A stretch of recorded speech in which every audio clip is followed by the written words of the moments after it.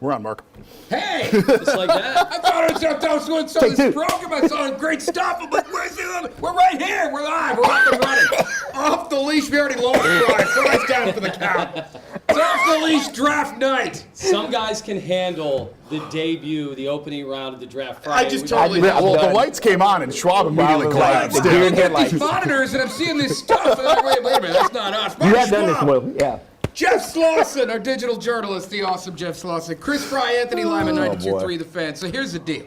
We're here for 3 hours. We're in this room. We are in Berea. We are in Pittsburgh. We got a camera at Public Hall where the Browns are doing their draft show. Ashley Holder is in Pittsburgh. She will join us 10 minutes-ish or so. And then Leah is in Berea at Browns World headquarters for whatever we get out of there. We don't know when the press conferences are coming. They're either going to come after they make a pick, or after they make both picks, or after the first round, or whatever it is they're going to do. So we're going to be checking in with those two in a little bit. But guys, it is finally here. We talk about this draft all the time for months, and it is finally here.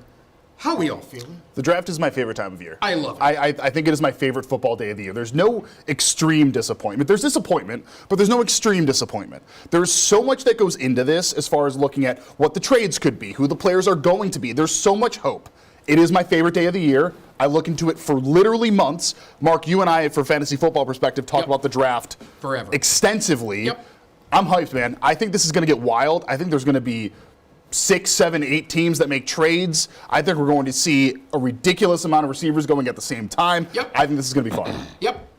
Well, remember, this is one of those bizarre drafts. We already know who the number one guy is, right? Yep. Even though he's not in the same vein of Trevor Lawrence or, over the years, some of those stalwarts that are guaranteed number one, despite a Heisman and a national championship for Fernando Mendoza. We are at a point where the Browns are in this thing twice. And they always say the more cracks you have, then a little more margin for error. And as a Browns fan and somebody who has seen some of the most dreadful drafts in human history, not just the NBA, not NFL, we're talking every sport. We're talking fantasy drafts with your buddies. I am telling you, you haven't enough cracks at it. Eventually, you're going to hit. And so I am optimistic, even in a draft that's not considered made for prime time. I do think they have a good shot, and hopefully riding the momentum of last year's draft where, newsflash, the Browns actually added good football players that helped their football team. Astounding. You're right. Just to piggyback off Anthony, I mean, they got it right last year. They had 2 really good players that were productive, and hopefully they can go 2 in a row. Listen, these drafts, all right, you use analytics. You use what they did in high school to college and now. It is such a hard predictor on who's going to be the guy and who's going to be a bust. That's why, and I don't want to disagree with Jeff. I know you look highly up on the draft. To me, it's like, it's entertainment, it's fun, but I'm a looking forward guy. Let's look in 5 years to see if these guys pan out. And that's what we're going to be talking about all night. This guy he's projected because he has his measurables and he runs a 40. But that's the fun of it, man. That's the sport. Score. Actually, we're going to do that at some point. Yeah. We're going to get into, you have to wait 3 years. So Right. we're going to pull up the 2023 draft at There some you go. point and get into it. It's not pretty. All right, so the Raiders are officially on the clock, by the way. They are, okay, Yes. so that's where I was going. This is obviously in Pittsburgh. The Raiders have just gone on the clock, which is actually a little early. League usually makes them wait. Browns picking 6th. We're speculating they're going to make a pick somewhere around 9 o'clock, maybe a little bit sooner. So we're going to start here. Looking at the Browns at 6, we're going to go love, like, loathe. I love it if the Browns do this. I don't love it, but I like it if they do this. I loathe it. I hate it if they do this. It can be a player. It can be a transaction. It can be a position group, whatever you want. Slaw, start us off. So I like offensive tackle. I think it's safe. Offensive tackle's like a nice pair of shoes, right? You get it, nothing fancy. They're like New Balance shoes. They're going to work for you. They're dad shoes. They're going to work for you. They're going to do the job. Where's my camera? This one, there we go. I love the wide receiver because I think if you're going to go for it, you're going to go for it. There hasn't been a wide receiver drafted in the first round in a long, long time for the Browns. I absolutely loathe a Browns trade up. Trading back totally fine. This is not the time to get rid of your picks, to go up and get somebody, trade back, take an offensive tackle, take a wide receiver, totally fine. If you trade up, I think that is a terrible decision because I think that drastically ruins the rest of the potential that you had in the draft. And I think that also just shows you weren't necessarily as confident in some of those guys in the latter half that many people potentially are. So my love wide receiver, like offensive tackle. I loathe a trade up. No, it's very interesting right now, and it's been fun to monitor over the last week. I don't know how crazy you guys get with the betting markets, but Kalshi, which is not gospel, remember, it's a lot of normal human beings that think they might have inside information.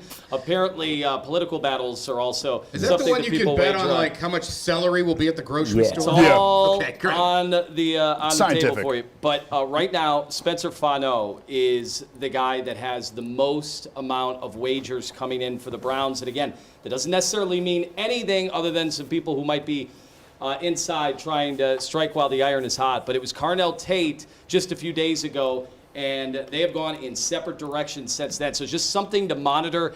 As look, you knew Andrew Berry wasn't going to say anything specific regarding his media availabilities, what they were going to do with that pick.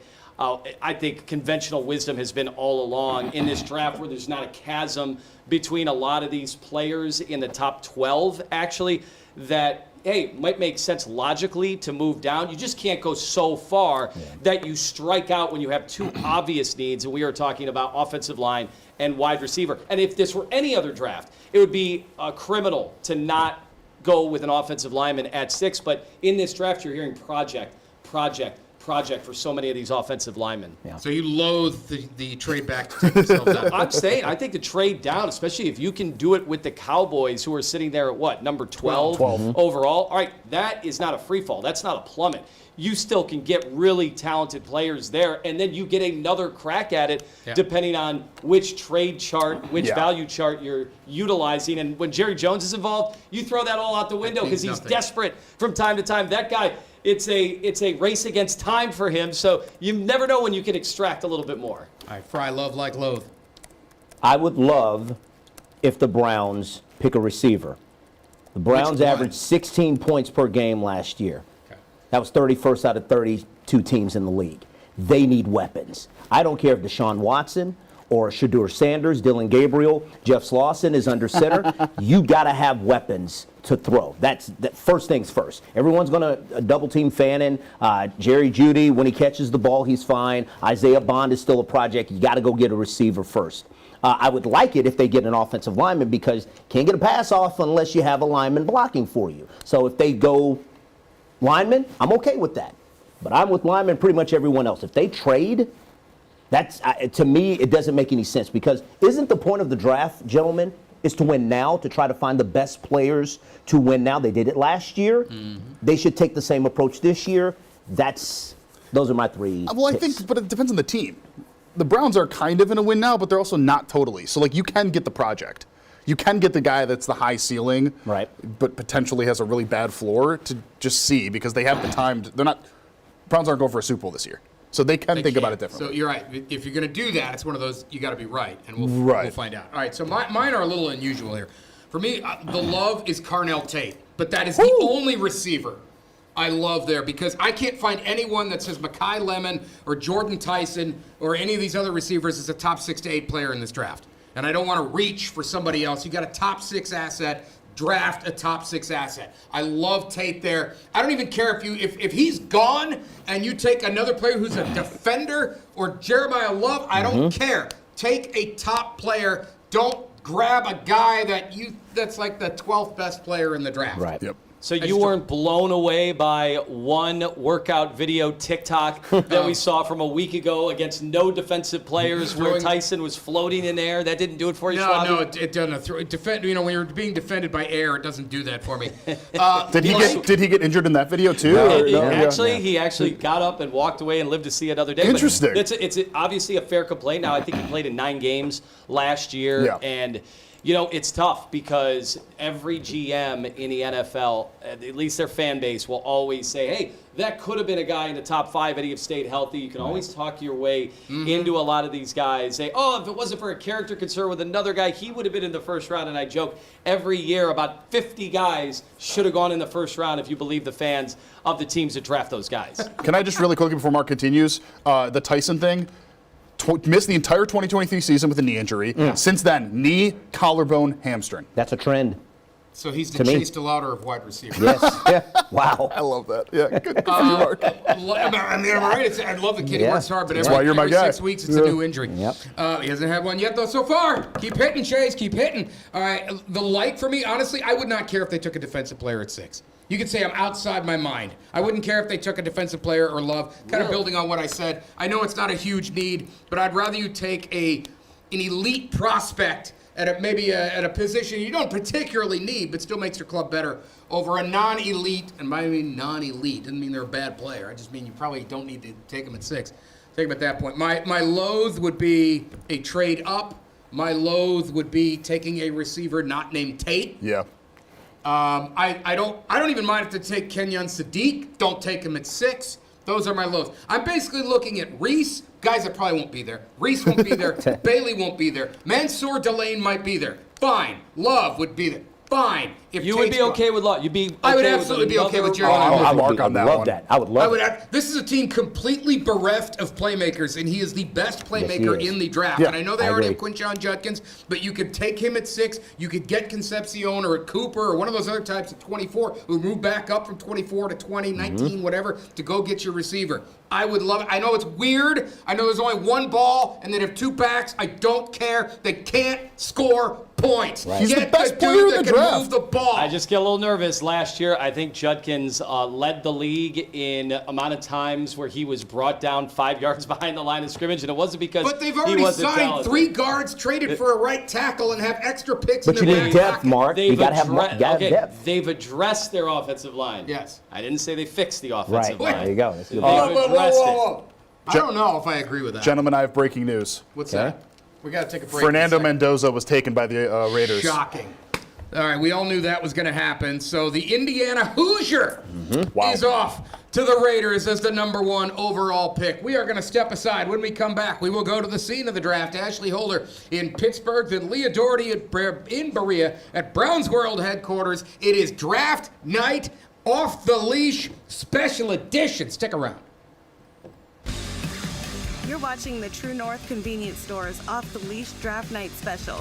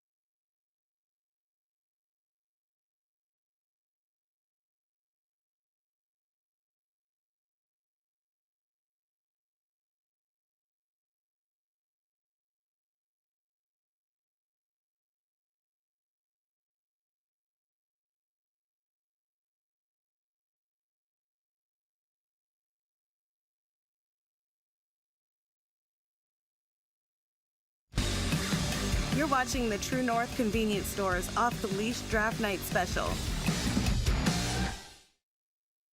Off the leash draft night continues. We are off and running. One pick in the books. It is Mendoza. Jets on the board. We are actually going to go out to Pittsburgh right now, the scene of the draft. Ashley Holder, also with Zach Keenan of our 19 News staff. Guys, you made the trip out there today. What's the like? Let's start here. How many Browns people made the trip? We hate going to Pittsburgh, but it's an understandable trip this time. How many Browns folks are you seeing out there?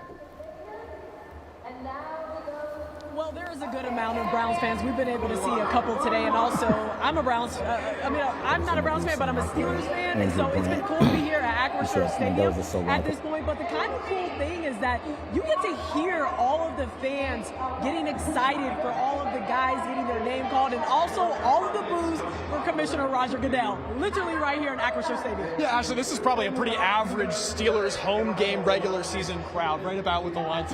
No, it's been really fun to watch all the people outside at the draft, experience where we are right now, all around the city. It's packed. They've got a lot of streets closed off. This place is really popping off for the NFL draft.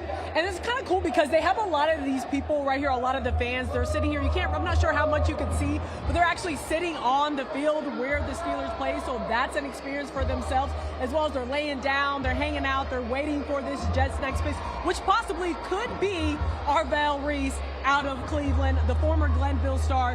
How amazing has his story been? I had to go from a tar blooder to a Buckeye to a New York Jet. That's an incredible path to follow in his life. And Ashley, I know that you spoke at length about the hurdles that he's had to overcome in his personal life. And on top of that, yeah, he's also just an incredible football player. At the linebacker position, he's a little slim for an edge, but at linebacker, he really has shined in that outside linebacker position. I think that's a scary prospect for whichever team decides to draft him. Hopefully they're not in the AFC North.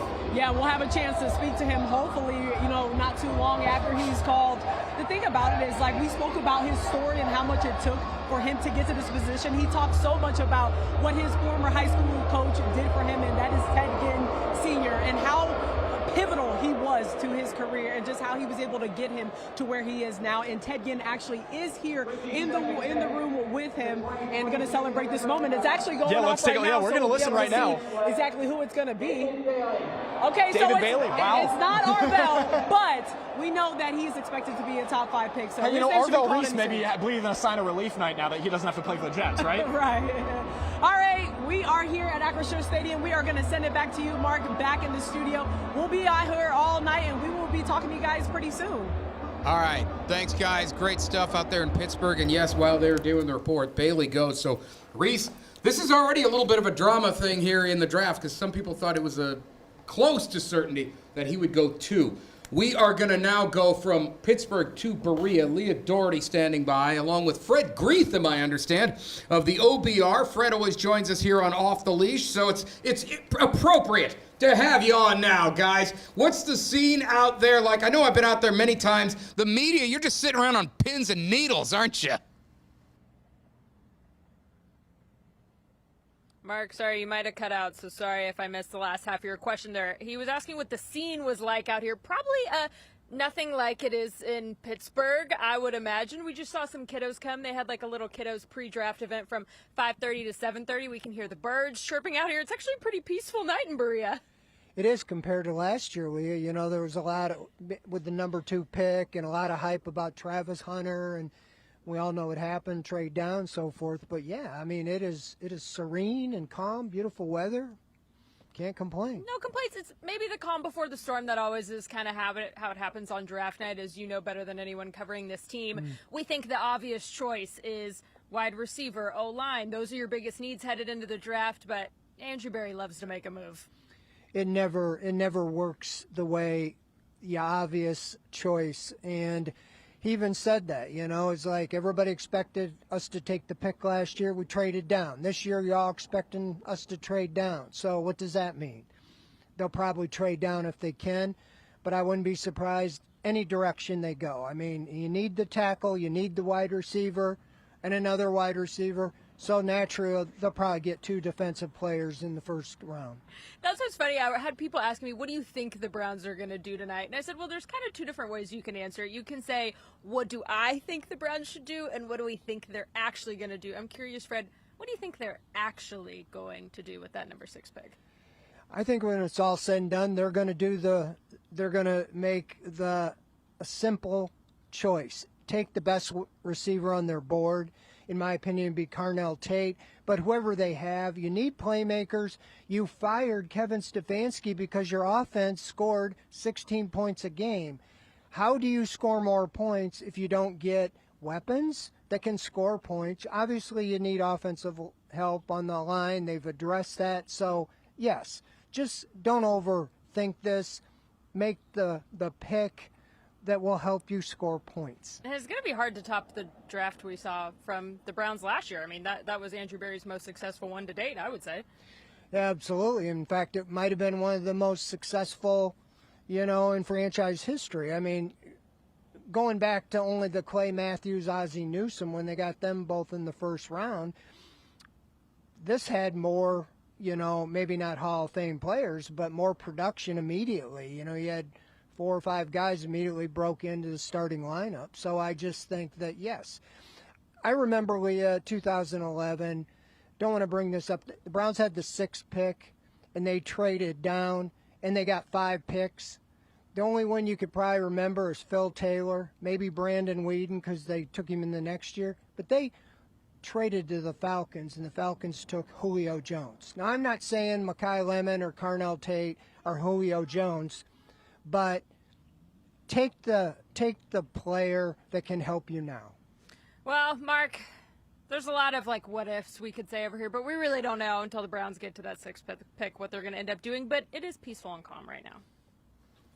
All right, check back in when you got something. Obviously, that's where the press conferences are going to be, and we don't know how that's going to work. Sometimes they come out right after they make a pick, or sometimes they wait till the entire round is over, or they wait till all of their picks are over. So we're not exactly sure when we're going to get stuff from Andrew Berry and company. All right, guys, the Cardinals are now on the clock. This is the tipping point, in my opinion. So a lot of people thought the tipping point would have been at 2. Yeah. So here's why. Yeah, can we pull up? So the Cardinals here at 3. There's a belief they could potentially take Love. Arvell Reese is still on the board, which many thought was the top edge. So that could potentially bring in some suitors that would want to trade for him. If they do take Love, does that mess up Tennessee's plan? Does Tennessee then trade out of that spot? I think it might. Josina moments ago said, according to her source, it is Love at that pick, which we'll wait and see what happens there. Which but pick? It's Arizona? Been, Arizona, and that has been some of the speculation. Again, teams that miss the playoffs, taking running backs. There is a very checkered past when it comes to that, but obviously how dynamic people have talked about Jeremiah Love over the last month, even talking about putting him in the slot. We seldom see that. We hear that a lot with a lot of the explosive, dynamic running backs that can also catch the ball out of the backfield. Normally they end up just using them gimmicky screens. We'll see, but very interesting. Of course, also that Arvell Reese did not go number 2, despite all the betting markets having Reese, the Glenville native and Ohio State product. Confirmed. It is Jeremiah Love at 3. I love that pick. Yeah. I mean, that is awesome for the Cardinals. He's so good. I mean, he's just, there's no you don't have to be a football person. Just say he's good. Yeah, oh, yeah. He's just good at football. He's one of those people that, your mom could sit down and watch 5 minutes of a game and be like, that dude's the best player on the field. I will tell you firsthand experience. Notre Dame played Arkansas this year, and he ran through us like a hot knife through butter. I mean, he's that good. You try and look at pros and cons with a lot of players, and the cons are he could be nicer sometimes. I don't know. They're not really firm cons because he's just so talented. He could be nicer. He doesn't make eggs the way that we like it. I don't know. It's always something ludicrous because of how talented this guy is. It's like complaining about the floor mats on a new car. Yeah. Hey, things are terrible. Right, honestly, the only con with him, opening game of the year against Miami, Jeremiah Love struggled, but if you watch the tape, it wasn't his fault at all. One of those, again, and Browns fans should know this firsthand watching Judkins last year, you could be as dynamic as all get out, but if guys are getting to you behind the line of scrimmage, there's only so much. You can't just leap over every single one of them. And that just speaks to Miami, how good they were early on. So, Interesting. Ian Rappaport's reporting that no calls were incoming to Arizona.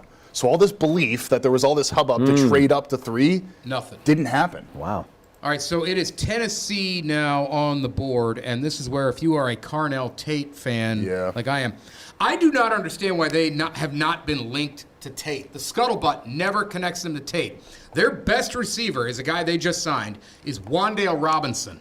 Now, I like Wan'Dale Robinson, but if he is your hands-down wide receiver one, and you don't have a tight end really to speak of, and your running backs aren't necessarily explosive, and you say you want to build up your number one pick from a year ago, Cam Ward, I don't know how this isn't Carnell Tate, but I haven't found anyone that said, oh, yeah, Tennessee's on Tate. Yeah, well, what about Arvell Reese here? Yeah, same thing. He's the best player on the board right now. This is my point, is they don't have any playmakers, and the best receiver in the draft is sitting right there. But Reese is right. I think if you're going to go by talent there, I wouldn't go that far. That's the only one that I would say. Yeah. I agree with you, but that's the only one that I would say would kind of trump this, right? He's pretty hard to pass up. Well, and obviously you have a young quarterback who you want to get, once you've got a quarterback that you think you have established. And look, it was dreadful first half of the season for Cam Ward. I will say second half of the year, Browns fans got a chance to see him too. I think he got a lot more comfortable, and it does take some seasoning and some time. These guys don't all hit the ground running from moment one. I think I wasn't a big fan of, I don't want to sound bad, I didn't think Ward had a shot to be all that good when they drafted him. And it was because, if you remember last year, much like this year, they said it's a one-quarterback draft. He's clearly the guy. If he had been in the previous year's quarterback class with like Bryce and I think it was Stroud and those guys, people would have said he would have been like the fourth quarterback off the board. And that kind of tells you he's only the one because there's no one else there. But to Lyman's point, he got a lot better in the second half. He did. And maybe he's a guy. He is. I mean, you got to think back in college, he was at Washington State. No exposure. He goes to Miami, and he gets better competition. One season there, and his poise, I think a lot of people were impressed with his poise in the pocket. And he didn't rush. And that's what really attracted a lot of NFL suitors to say, hey, he was the number one pick. And so far, I mean, he had a decent first season. It was a rookie season, but a lot of things expected from him in year two. So, Mark, do you think wide receiver here? I think they should take him, but I think you're on. I think Reese is there. Yeah. A lot of people have Reese as the best player in this draft. Yeah. Between him and Love. I had Reese as my second best player. I had Love as my first. Number one. Usually, if you got a list of who people thought the best player, it usually was Arvell Reese or Jeremiah Love.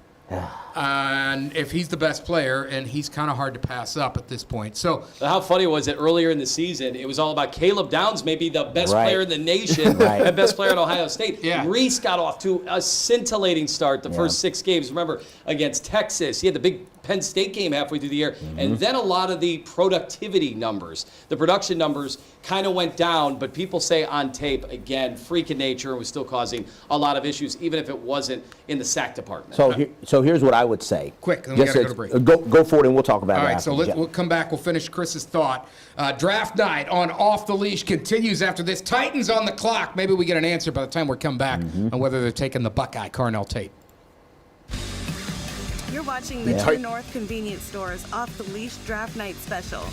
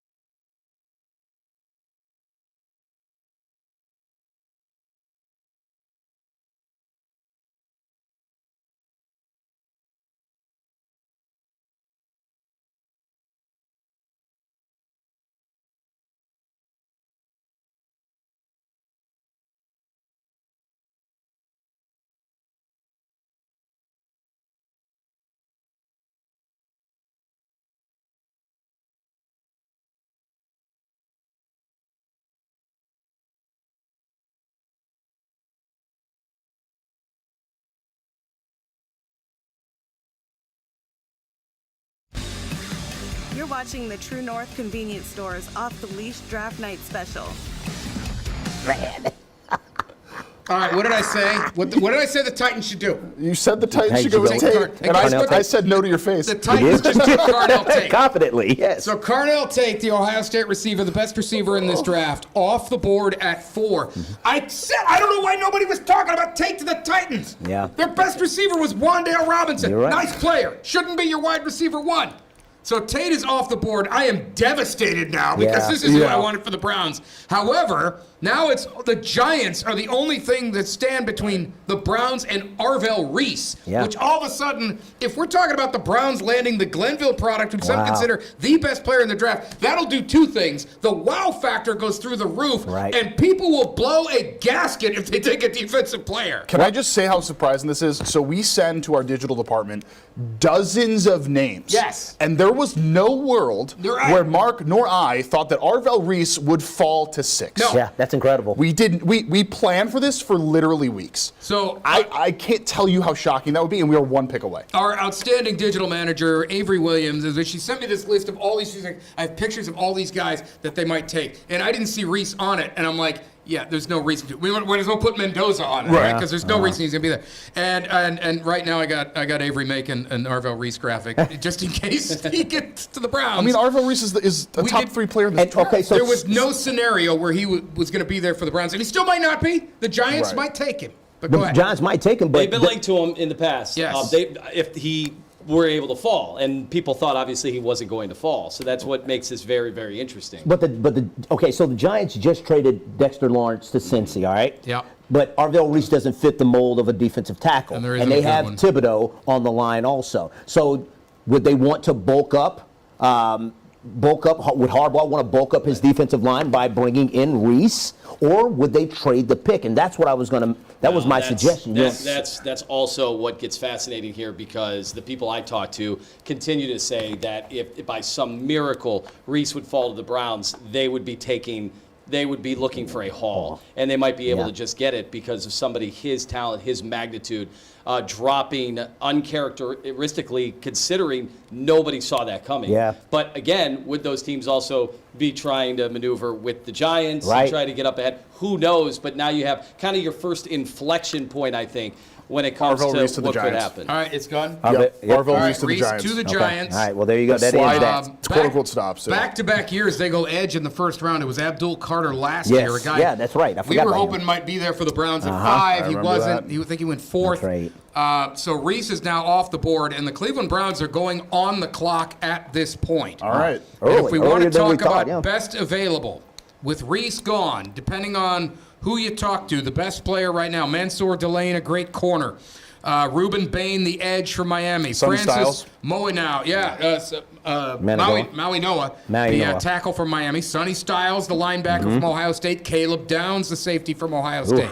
Well, with Tate off the board and the Reese thing now settled, 2 back-to-back Buckeyes going, man, this high in the draft, all this Ohio State talent. We could have 3 Ohio State guys go in a row. We have that. I Can think we they pull would up have the hoisted Ohio another State guys? banner. We could actually have 4 go in a row. Yeah. It's amazing, and I got to wonder what happened against Indiana at the end of the year and what happened against Miami. Better team, man. I mean, So I just- get a little irritated. Ryan Day, how much more talent do you We need? do have. Well, he did. Hold on. Let's pull up the Ohio I knew State that was thing. going to come up. They can't win every national championship. I guess not. I guess not. Come on now. Nick Saban, he is not. There we go. So here's the list of we were just talking about them. Let's pull them up here. So these are 5 legitimate possibilities for going in the first round here. We have 4 that could go in the top 12? 12? Yeah, maybe even more. I mean, maybe even less. We could have 4 in a row now. If Tate goes, Reese goes. If the Browns take Downs or Styles, it's reasonable that the next one could go after the Browns. Rappaport moments ago saying Browns and Chiefs have been in deep talks on a trade to send Casey up to the number 6 overall pick, Cleveland back to 9. Schefter reporting right now. Yeah.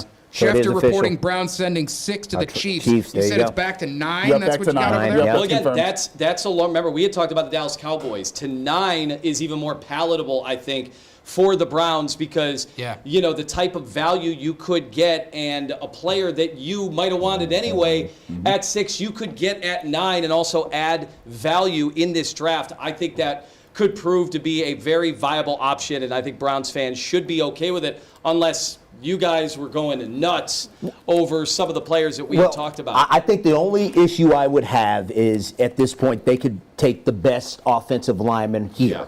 That would be my only argument. But to your argument and to your point, this may be a good thing, trading down only 3 spots. And some of those teams in the middle don't need offensive linemen. Right. And also, I can't find anyone that says there's an offensive lineman that's a top 6 player in this draft. Yeah. The official trade, Browns trade pick 6. They then get back 9, 74, and 148. Oh, wow. That Okay. brings the Browns' number of picks total to 11. So Kansas City moves up 3 spots, and they do not give up their second. They do not. That is a That's very good value for that. Yeah, That's that is a very good Browns, value. this draft, people said throw out the trade charts for this draft because the talent wasn't necessarily there to warrant anything crazy that we might have seen in previous drafts. So then, let's talk about then the potential for the Browns if they would want to trade back up again in the first round. Hold up. We're going to take a break because I got to get him in. Yeah. When we come back, what he said Bills. is this just got very interesting. The Browns moving out of 6. They drop to 9. Kansas City jumps up. Jeff Slauson's got things to say. Stick around. You're watching the True North Convenience Stores Off the Leash Draft Night Special.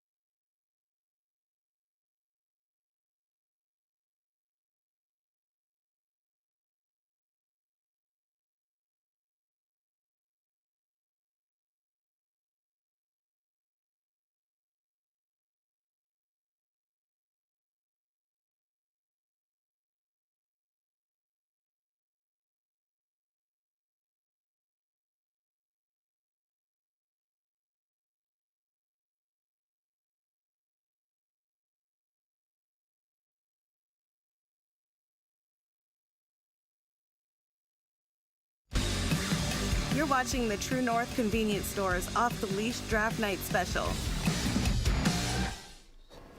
All right, first round underway. Browns already made a trade. The Browns made the first trade of the night. They move back to 9. Kansas City picks up the 6th. The Browns in exchange get a 3rd and a 5th round choice to drop back 3 slots. And somebody's going to look at that and be like, how do you only get that much? That tells you the Browns board is flat. They got like 5 guys they see as all the same. They're just going to take whatever they can get extra, move back a little bit to get the same value. Slaw, you were on a point before we had to shut you down. Yeah, so now this also brings up a question of if it is cheaper to move up than a standard draft. Mark and I had talked about this a little bit before the draft. The consensus was, in order for the Browns to move up back into round 1, if they wanted a first-round pick, because you want to get that 5th-year option, it would at least cost you 39, obviously, 70, and 107 was kind of what we thought it would be, which is basically a 2nd, a 3rd, and a 4th. To bump up, you would get some kickbacks, but that's around the idea. it doesn't seem like that is nearly going to be it anymore. It seems like to move up from 39 to 32, you could very much so give maybe a fifth, maybe a fourth, and a swap. I mean, if that's what they're giving right now to move up 3 spots, when historically we have seen a second involved in that, that should be very promising potentially for teams that want to move up into that 32nd spot, which my only certainty in this draft is I feel like the Seahawks are going to trade it. They only have 5 draft picks in this whole draft. That's the time. And you just picked up the extra third. You could flip use that into one. Fine. whatever you want. Yeah. So, and it's already out there. I mean, the TV feed is way behind. The TV feeds just have Arvell Reese right now being selected by the Giants. We already know Mansour Delane, right, is the guy at 6. Just for correction, the NFL corrected the pick. It's 148, not 141. 148. 974 and 148 for the Browns. This is according to the usual suspects on. I still call it Twitter. That is what, I think that's what we were reporting. I just want to be make sure we're clear. Is that it is Mansour Delane at 6? That's who reported that? Shefty? It was one of them. One of those Let me see guys. here. All right.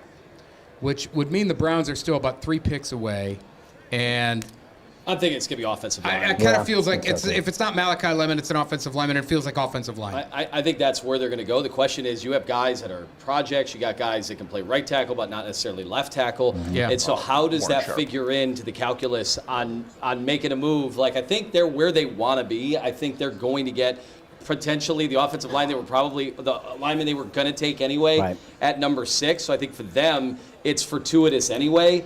That wide receiver stuff might have just been for the second consecutive year. Remember last year, Travis Hunter, the unicorn, I think for the second straight year, they might have leaked out a lot of talk about the wide receivers just to put them in position. They know in the middle of this draft, it is going to go heavy offensive linemen, and the absolute last thing the Browns could do is find themselves in a spot where there's a run on offensive linemen and they're on the outside looking in. Yeah. There's a lot of guys, you mentioned them as projects. People talk about, Fano, maybe the top tackle in the draft, and there's a lot of people that think he's a right tackle in the NFL, maybe a guard. Now, Todd Monken said, I think it was at the owners' meetings, he had the lunch with the reporters and stuff, he thought if you could play right, you could also play left. He felt pretty good about that. This is a live look-in at Public Hall. This is the Browns draft party, and this is one of these. The folks are just waiting to explode, right? They're just waiting for something to have as a Shador jersey, because those are going to be around because it's like the highest sell. Is it still the highest selling jersey? It's got to be way up there. Probably up there. Well, we all remember the feature film draft day when the Browns traded their pick in that and everyone got mad. So, people I feel like don't get that excited when they have a draft where also, people shouldn't be surprised. This draft seemed to be tackle, and it seemed to be wide receiver, and it seemed to be potentially in that order. So the people for the beginning of it, hopefully they're not that shocked with the trade back, knowing that it was going to be an offensive tackle there or potentially an offensive tackle now. I heard a lot of speculation that, is it all along? Is Caden Proctor? He was one of the guys we talked about early. But then you saw what Nick Saban, the guy who recruited him, had said about him not being a self-starter. There were rumors that he was up to 390, at one point. I think at the Combine he ended up around 345. But, hey, we've had experience with that before. DeJuan Jones, who is looking ever slimming lately, I have to say. He's gotten with a very exceptional trainer, apparently. He's looking good. But all I'm saying is, it's going to be interesting after all that stuff just got said by his former coach. Yeah. Our Browns fans going to be ecstatic to take a guy who's not necessarily a self-starter. Let's pull up we have a top 5 offensive tackles here. I was about to say, let's go to the list of best tackles. Let's go to the tape. Called it. So this is compiled. Basically what I did is I just did all of the large or the bigger people that prognosticate. This is the combination of all of that, okay? This is like ESPN, ESPN, Piper, Daniel Yahoo, Jeremiah, those kind of guys. McShay, all these guys, right? And I basically put it in, I did my own formula, and this is what it came out to. So this is the quote-unquote top 5. Blake Miller arguably could have been in there. He's the offensive tackle from Clemson here. Each one of them has a ding on them. And the one ding you don't want to hear is short arms. Maui Goa, is that what we're saying his name? No, it's Mawanoa. Mawanoa, excuse me. He has short arms. That's not what you want to hear. Fano also has short arms. Not what you want to hear. Fano, excuse me. I'm nailing these ones right now. 2 out of your 5 have shorter arms. Wow. That's not preferred. This is a very weird class of offensive tackle where some of the guys are fantastic. Some of the guys make a lot of sense. Others really don't. You have Freeling, who's 6'7". Some people are saying that he's too tall because of how he's 6'7", and that means that his center of gravity is off. So a lot of these guys you're going to find very strange, very weird problems with. But I think Lima's point, the most obvious and glaring issue is with Proctor. The most obvious and glaring issue is a guy who committed to Iowa twice and then decided he was going to go to Alabama. This is a guy that his teammates, according to Saban, not really a guy's guy for that. Yeah. Character issues. Right. All these guys have some sort of issues. He's the only one that part of his tape and part of his evaluation was, not the greatest guy to have in the locker room. So you don't want that. Somebody wondering why? Who cares if you have short arms? Right. They Or if you're turn on the 6'7". tape. If he can play football, this is what it comes down to, especially at tackle. At tackle, you are blocking one of the premier positions in football, which is edge. And so often with edge players, you hear about their wingspan, like it's basketball, right? Long arms. Well, just think of like the cartoons you'd see, where the dude with the longer arm sticks it out on the other dude, right? And the dude is just like squatting and he can't reach him and he can't do anything. If the edge can extend and push out and the tackle can't really do much with his arms, it just makes it hard. There's ways to compensate for that, but it's something you have to overcome. It can be a ding. It doesn't mean you can't be good. Yeah. It just means it's an extra. You'd rather him not have that. What good is that going to do if you're trying to block somebody like Myles Garrett? That's the question. Nobody can block That's Miles. right. That's right. It doesn't matter if you got go-go gadget arms. Right, at that exactly. point. It But doesn't listen, matter. Will Campbell, that was the big debate last year. Now, actually, I think he had a nice year. Yeah. Got exposed in the playoffs because in the playoffs, you're going up against preeminent pass rushers. I did see there's one Commanders reporter that says Sonny Styles is going to be the pick for the Washington Commanders. So I like that. 7. we will see if that ends up It would be 3 of 4 Buckeyes at that Sonny point. Styles. I'm also Caleb seeing Downs. that too. Okay. Yeah. I'm also seeing Styles. Style. So the outstanding linebacker from Ohio State appears to be on his way to the nation's capital. And it would be Reports- Tate at 4, Reese at 5, and then coming back with another Buckeye at 7 with Styles if that holds. And Caleb Downs, I'll tell you what, we got to, you know what, we'll talk about Downs in a minute. I want to make sure we don't get too far ahead of ourselves here on the clock. The Buckeye safety looks like the next elite NFL safety. We'll talk about it after this. Draft night continues. Off the Leash version. You're watching the True North Convenience Stores Off the Leash Draft Night Special.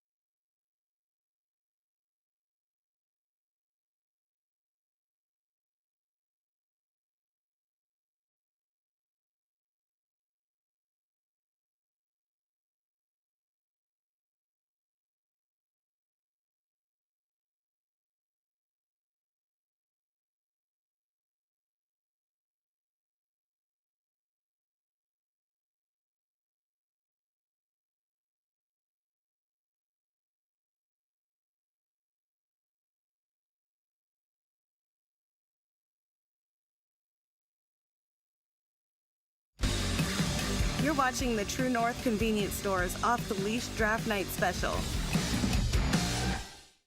We are still waiting on the Browns to pick. They moved back from 6 to 9.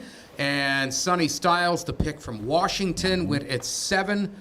The Ohio State linebacker off the board. New Orleans on the clock. And it sounds like we know who that is as well, right? Yeah, that is Jordan Tyson, wide receiver out of Arizona State. The knock on him has consistently been he cannot stay healthy. Yep. I'll just pull up the stats really quickly for those that are unfamiliar. He has missed over the last multiple seasons, at least due to injury.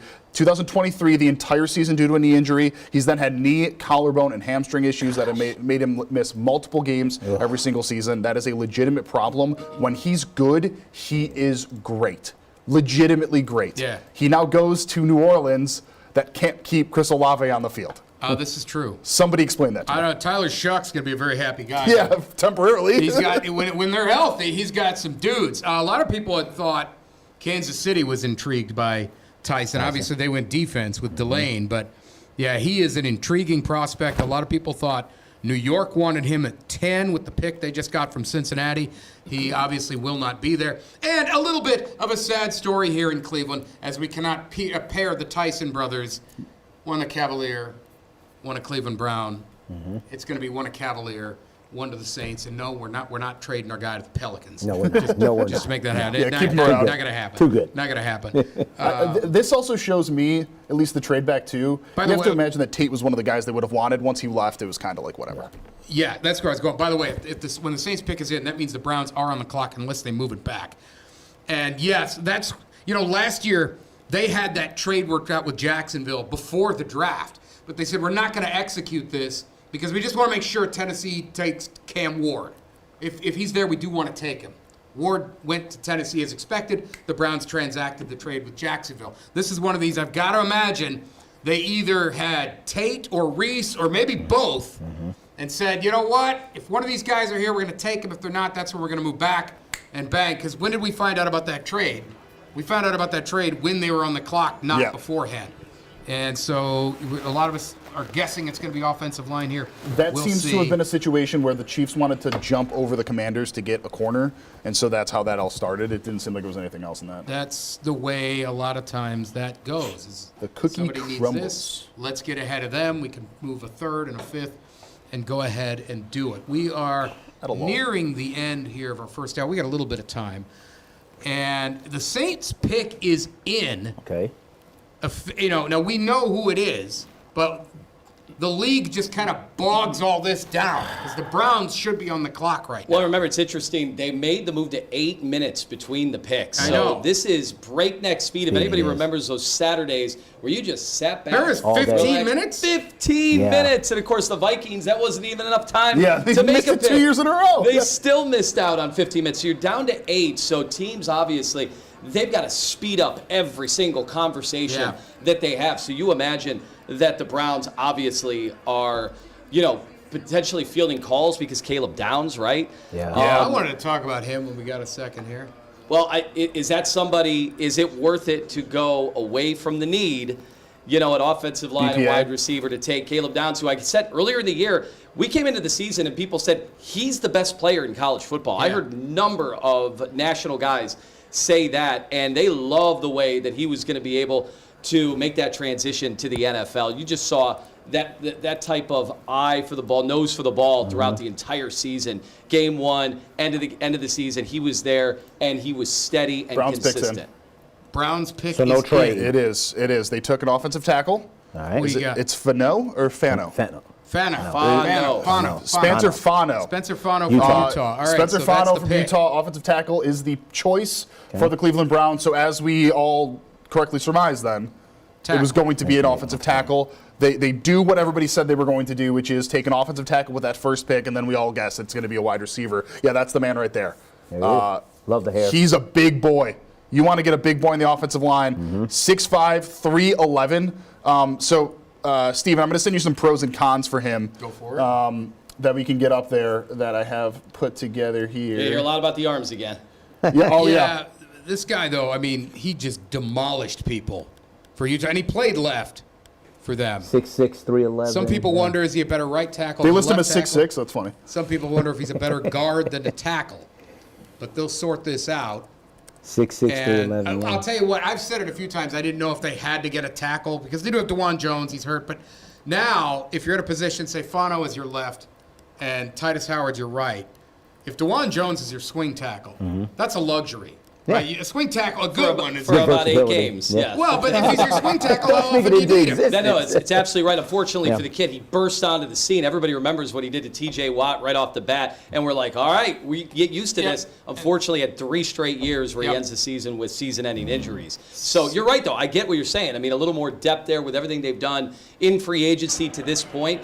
He has been considered, Fano, a higher floor player. Maybe doesn't project as a potential Hall of Famer or whatever, but that's the fun of the draft. We do that all day, every day, and we look silly doing it time and time again. I love the flexibility this gives them. We talked about what that does. Say Fano's left and Titus Howard's right, and now DeJuan Jones is your swing tackle. But now you also have the guards, and they Jenkins, both Jenkins actually, and Zion Johnson. You're still waiting on Bitonio. If you do get Bitonio back, that hasn't happened that yet. means Yeah. Jenkins from Green Bay, not the Jenkins that they retained. He then moves to center. You've already got a lot of fluidity. You've got a lot of flexibility. You've got some depth now. We still don't know about Bitonio, I understand, but that is part of the conversation. And a position of need can quickly become a position of depth for the Browns. Just to make Browns fans happy, Underdog, they have 2 of their creators have taken over their account. Cleveland, by drafting Spencer Fano, you just landed the best offensive player in the draft, not named Fernando Mendoza. That's a big deal.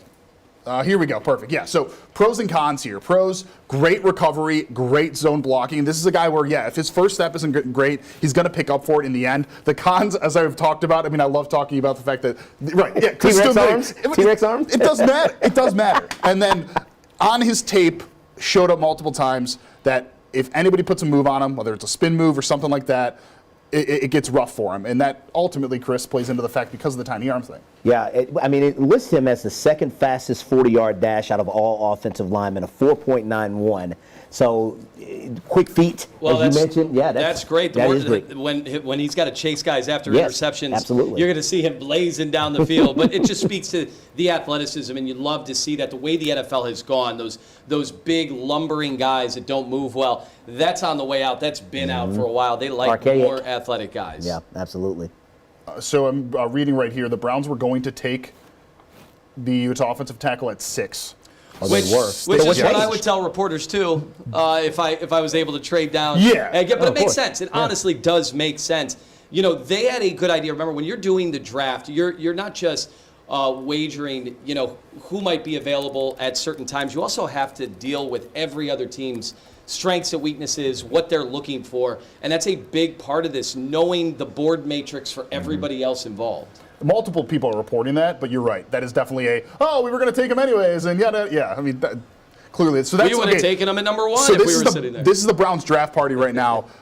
Remember, TV is drastically behind where we are right now. So they are currently still on the Saints pick, which they've got the Saints pick, then the Chiefs pick, then the Browns pick there. So they have not yet seen officially the Browns pick. It's going to be a couple of minutes until that's officially announced because, again, the Saints pick was just announced here. I do believe we have to take a break in a couple of seconds here. Yep. Okay. So we are going to take a quick break. Mark Schwab is actually his seat's empty. He's going to make an appearance on TV. So when we come back, we'll have more. Hopefully, the official announcement for the pick.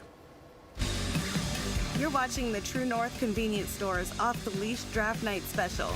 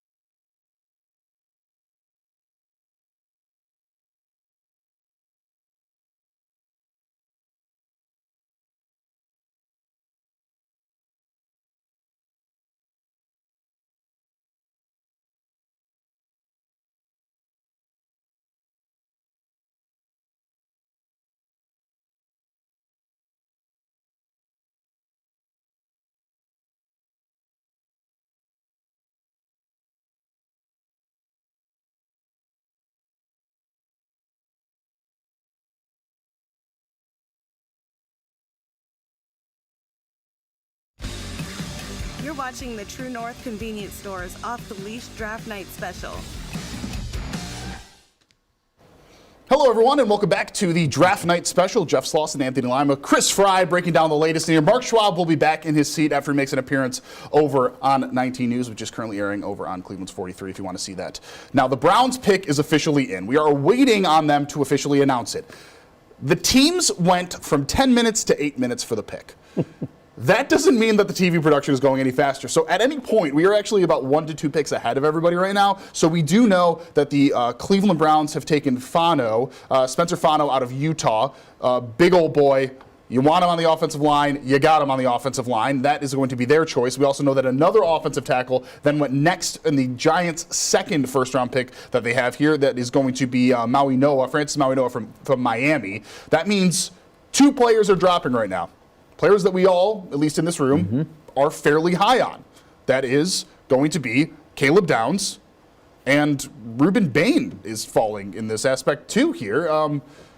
The Caleb Downs thing is weird. I mean, he was considered, as we mentioned earlier, the best player in football. Like, he is literally he was the quarterback of Ohio State's defense. A nose for the ball, very instinctive. A lot of people thought he was going to be a top 5 pick, and the drop, it's very puzzling, Anthony, on why he's dropping. But that's going to be good news for a team that really needs secondary help. Yeah, look, the one thing about the safety position, we talk about non-premium positions, not quarterbacks, not offensive linemen, not wide receiver, not pass rusher. Those non-premium positions, it can be tough depending on a team's need. And look, talent-wise, you're right. He was always, the entire season, up there in the top 2, 3, 4 that they talked about all year. But NFL teams and safety, they tend to be allergic to them at the top of these drafts. And so still an amazing talent. Like, I couldn't find anybody who didn't think he would be a sensational NFL football player. But it's all about opportunity cost and having to pass up on those premium positions to go after what is considered typically a luxury at safety. That's the difference. That's why Caleb Downs is still on the board. We go live now to the Browns draft room.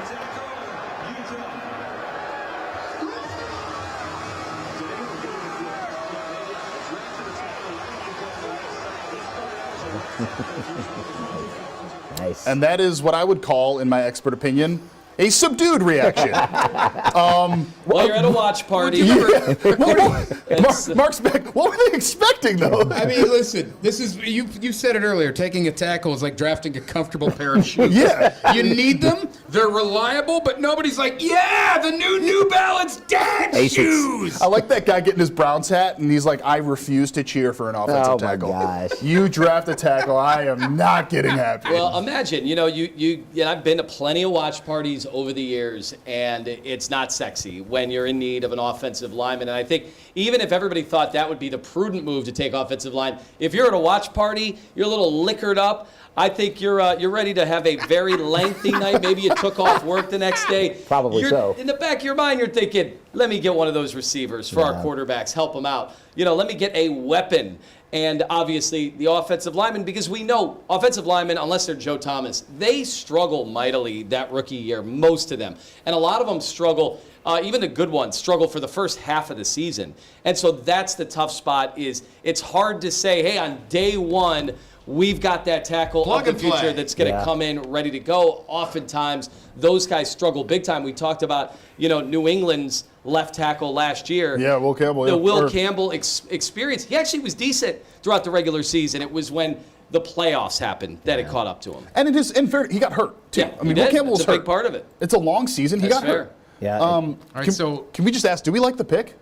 I like it. Yes, I think, once again, it filled a need. It's not sexy, but fans and the media complained all last year about how the linemen were falling left and right. They had no protection for whether it's Dylan Gabriel or Shadur Sanders. And now in the offseason, they build up their offensive line, and then they draft the top offensive line prospect. So, yeah, there's no celebration, but I'm a long-term thinker, and I'm thinking, hey, you want to build depth for this position because you want to protect your quarterback, you want to get your stud running back, open those holes up so this offense can be productive. 16 points a game last year? That's what I mentioned. So Didn't even seem like that many. It didn't, and in order to score more points, it starts on the offensive line. So I love the pick. I like it. I mean, I can't find anyone that says he's a bad player or Right. bad No, prospect. no, Of course, there's absolutely. questions about just about everyone. Yeah. And I really like, and I kind of touched on this before I left to go hit the news thing. This really now addresses the depth, right? Because now Dwan Jones goes to the bench, and he gives you a real solid swing tackle. Mm-hmm. And what they did with the guards, Elton Jenkins has been to the Pro Bowl, and he could be a guard for the Browns. He could be the center for the Browns. And we're still waiting on Batonio, but they have so many options now and fluidity. Titus Howard can play right tackle or guard. Fano can play tackle or guard. Jenkins can play guard or center. Batonio, if you had to, could play left tackle or guard. So they've addressed it with legitimate players, and all these guys seem to have some flexibility in where they can go. Yeah. Jenkins broke his leg in November, so something we haven't heard a lot about that. Hopefully, fingers crossed, he's going to be ready to go once the season starts. But that was a formidable signing. I mean, that was huge for them. Caleb Downs 11th to the Cowboys. Who went 10th? Does that mean that they traded up? Who went It does. 10th? Maui Noah went 10th. Oh, Noah goes 10th. Yes. So, all right, so the Okay, Browns there you go. started the run on tackles. So the Dolphins traded They flipped back with that. one pick Yes. to the Cowboys. The Cowboys gave them 12, 177, and 180 to move up one single spot. Wow. And they get Caleb And they Downs. get Caleb Downs. Wow. There you go. All right, so I also, yes, with the Browns taking Fano, they had their choice of every tackle on the board, and it tells you they really love that guy. Downs to the Cowboys. Consistency Yeah. and versatility. You just mentioned all of the players who are switchables, and that's what they need, right? They don't need one guy that's on one set position. If you can put a guy on at guard or center, that's useful for the Browns. And of course, you got to wait on Batonio. That's the magic key right there. All right, I just got a text from Leah Doherty. She's at Browns World headquarters in Berea. She said Todd Monken coming now to the podium there. So I would imagine we will have thoughts of the Browns head coach soon. He had talked about at the coach's lunch, I think I referenced this, how he felt, if you could play right tackle, you can probably play left tackle. And that tells us that lends to Fano being their left tackle. Right. Along with it just makes sense because Titus Howard, we don't have him playing left tackle anywhere. So I'm anxious to hear what he has to say. And now we talk about this, and now we really start to watch as the Browns sit there at 24. Okay. Who will be there for them? I want to know, how far does Lemon fall? A guy who was pretty universally thought of as the second best receiver in this draft. Because Jordan Tyson was, some people had him as 2, I guess. I shouldn't say universal. But some people had Tyson pretty far down there because of the injuries. Well, Concepcion, I've heard that the Browns were like in love him. with him also. I like him a Yeah. lot. Yeah, Casey I agree. Concepcion, Yeah. slot machine. Texas A&M. Texas Yes. A&M. And he was quick, and he's quick. He's a the burner. release, I've heard it talked about his release package. Yes. I love the language we get into with some of these things, the footwork and the things he can do. No, he gets my favorite designation. Which is? Twitchy. Twitchy. Oh! Twitchy. That is my favorite receiver designation Twitchy. in history. It's going to be, right? Is when it's great. That's nice. I love when people say that because that means Twitchy. terrible things in 99% of the meetings. But when you call a wide receiver twitchy, they're like, "That's my guy. That's a good nickname. That's my guy." I really like Concepcion, and that's a guy where you probably wouldn't even have to reach that much. I know for that pick there, and Lima, you talked about this a little bit. What Vegas was thinking there, Concepcion and Cooper are the two favorites to go at that pick. Well, Cooper, obviously, Good. at Indiana this year, just made every clutch catch, the Penn State catch, Yes. highlighting an incredible Yes. fourth quarter late drive when Indiana's undefeated season was on the line. And that dude made a special catch. I'm not laughing at you. The camera's just still on me. And I In a haven't crowd. talked. You just nod, say yes, Lima, yes. But it was Testify. He did that. He did it. The Penn State one is the one Yes. everybody remembers, but he did it all season long. Anytime they needed a key catch, he was able to do it. All right, I want to talk Yeah. about 3 names, and you just talked about one of them is Cooper. Because the Browns pick at 24. Let's say for the purposes of this conversation, they don't move up. Nobody expects Lemon to be there at 24. No. The 3 names you routinely hear at 24 are Cooper, are Concepcion, and Denzel Boston, the big receiver out of Washington. Love Denzel Boston. There's a real possibility one of those guys is a Cleveland Brown. I agree. think. I agree. We got pull up the now- wide receiver list. Pull it up. You got it? Yeah, of course. We got graphics, we got people, we got everything. I like Lima's assessment of Cooper, and here's his clutch ability at Indiana. He was their big play guy. And sometimes, in looking back on college players, and I watch a lot of college football, and you see those guys, those top guys make big plays in college, most of them go and do the same thing. It translates for most of them to the pros. And I think Omar Cooper is that type of guy. He's that type of guy. He has that big play ability. He's not afraid of the moment. And I think if you draft a guy like that, you've got championship pedigree, you've got big play ability.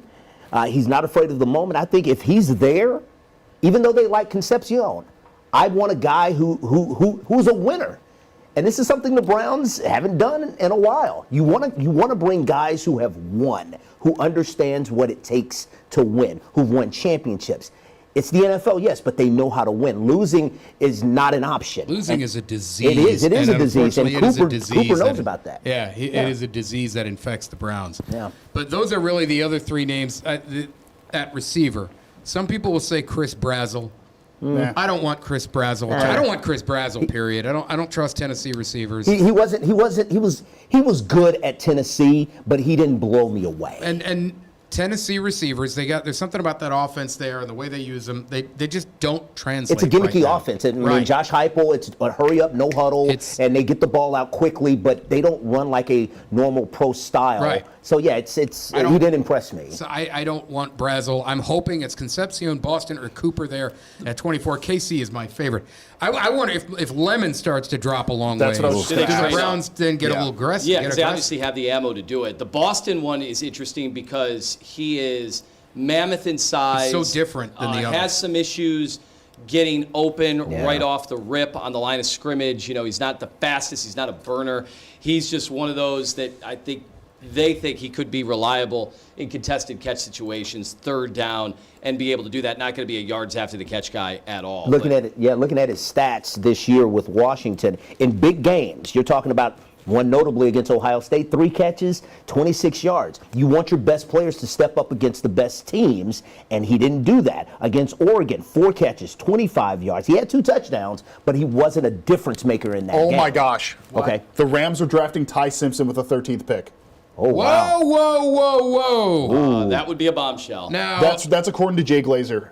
it's the Glaze. Wow. So, I mean, the Rams are one of those teams. Oh my goodness. The Rams are one of those teams that were connected to him early. Well, hold on. So Jeff, I'm just curious. Why are you so? Is it because Simpson is being drafted so high, or is he going to the Rams? I think it's both in that situation. You have Ty Simpson, who is a guy that you said on a podcast last week you thought he was a 4th rounder. Yeah. But that's how polarizing he is. I'm not saying you're wrong or you're right. That's how polarizing this guy is. They just re-signed Matt Stafford, who won an MVP to a contract. I understand he's probably not going to fill it. I understand. He's getting old. But still, and apparently, according to Jay Glazer, they informed Stafford of this decision. You now have a project at 13 for a team that's fighting for championships. So instead of taking the player that you potentially could say, okay, he can help us win right now, you take the guy that is guaranteed to sit behind the reigning MVP for, 2 years? You know what? I can see a Jordan Love situation like Jordan Love and Aaron Rodgers. Yeah, but that doesn't always work. It's working for Green Bay, though. I think it can. Here's where I'm going with this. All right. I was about to mention Jordan Love, who went to Tennessee or Green Bay, and he sat for like 3 years. 3 years, yeah. There are, and I'm not a big fan of Simpson. His track record, and we'll get into that here soon, Slaw, because you and I put some work in on that. But for a guy to come in, a first-round pick, who sits for like a year, and in his case, it'll probably be 2. Yeah. Which this completely contrasts the other info we have on Simpson. The guys that do that and bust. That is rare. There are not many that sit. Like, I remember Paxton Lynch, who never played. I don't know what happened to that dude. But there are not many guys that get picked in the first round, sit for a year, and in his case, it'll probably be 2. All right. Then when they get the job, they stink. That's just rare when you attach it to first-round draft capital. I'm not saying there's some 4th-round bum that sat for 3 years and he wasn't any. First-round draft capital, sit the bench for a year or 2. There's not many that flop, which completely contrasts the track record for guys with 15 starts or fewer, which is what Simpson also has, they all stink other than Cam Newton. Yeah, it's the one thing that I know we talked a ton about it in the lead up. I didn't like his size either, Yep. and I didn't care necessarily that he was horrible in the playoff game against Indiana or anything like that. He had been dealing with some health issues in general just because of that. So I didn't put the world of that, make the biggest deal in the world on that. But I will say, there are going to be more and more guys, believe it or not, with the new transfer, every chance you get. If you don't play and you've got another coach and an NIL deal, you'll go somewhere else. That you're going to have more and more guys that actually have less starts. Yeah. So as an NFL, as a league, we have to consider that. And instead of just eliminating them from contention every single time because they don't have the games under their belt, maybe do something like this, where Matt Stafford's going to be the starter this year. Maybe it's just one more year, but knowing that you're going in there, save an injury, and you can truly develop, as opposed to what the Browns have done year in and year out, which is throw guys to the wolves, ready or not, here we come. Now, there are a few guys in this league that can do it. I gave Baker Mayfield all the credit in the world for being able to do that in short order, very early on in his career. But, the league kind of vacillates back and forth, and it looks like they want to give guys more and more time now to get ready. All right, we got to continue this conversation, but we got to squeeze in a break first. Oh, yeah. Draft night off the leash continues reaction after was this. excellent. Much to discuss. You're watching the True North Convenience Store's Off the Leash Draft Night Special.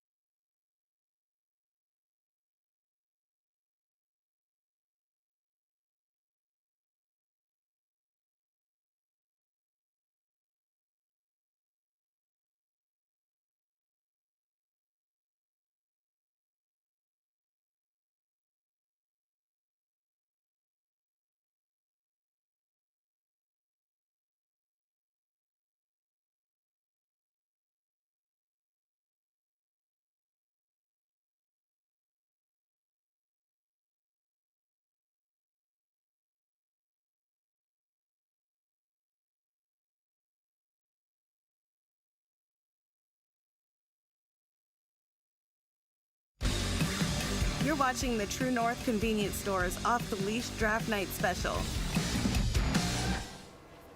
right, we continue as a quarterback just went off the board. I want to direct back, though, through a moment to the Browns and their decision. Obviously, they trade back. They get Fano.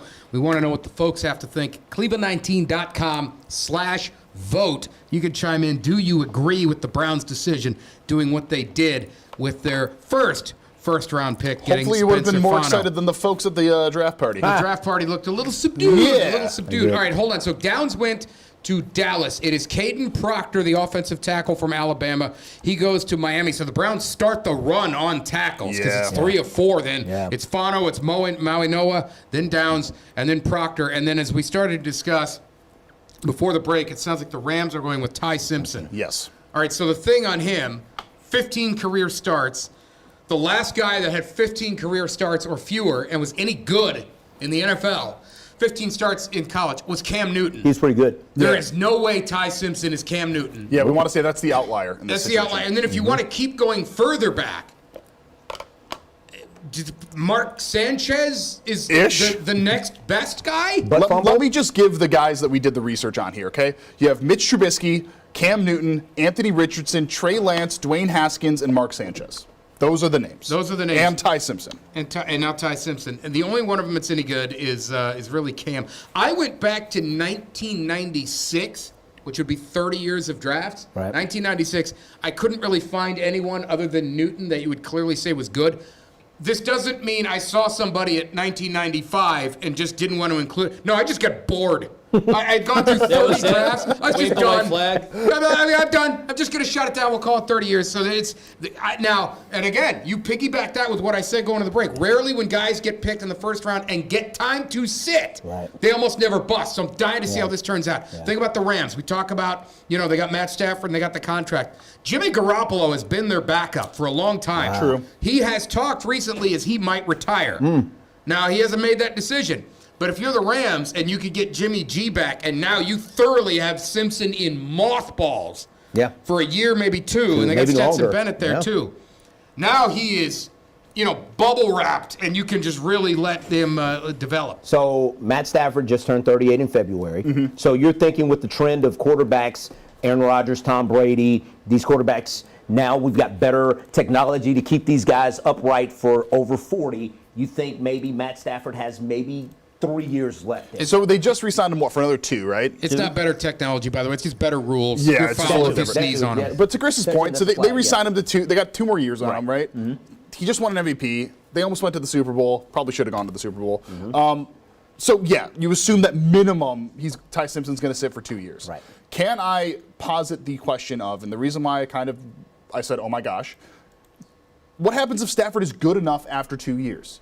Then you run into a situation where you're forcing a guy out that could be winning, and it does. I mean, the first Jordan Love year was fine, but a lot of people questioned it. Obviously, it worked out well for them. There's always that issue. That was the Garoppolo situation in New England, right? Exactly. They gave up on him before they could find out what he was. But as always, they look at quarterbacks as assets eternally. This is a little bit different because of so few starts, over there in a big situation. So it's a perfect spot for him. I mean, this couldn't have gotten any better. You're a first-round pick, you get first-round money, and you don't have to do anything. I mean, I don't think a Johnny Manziel could handle, that situation, but I think this is a kid, good character, and certainly could do that. I just question, is he talented enough?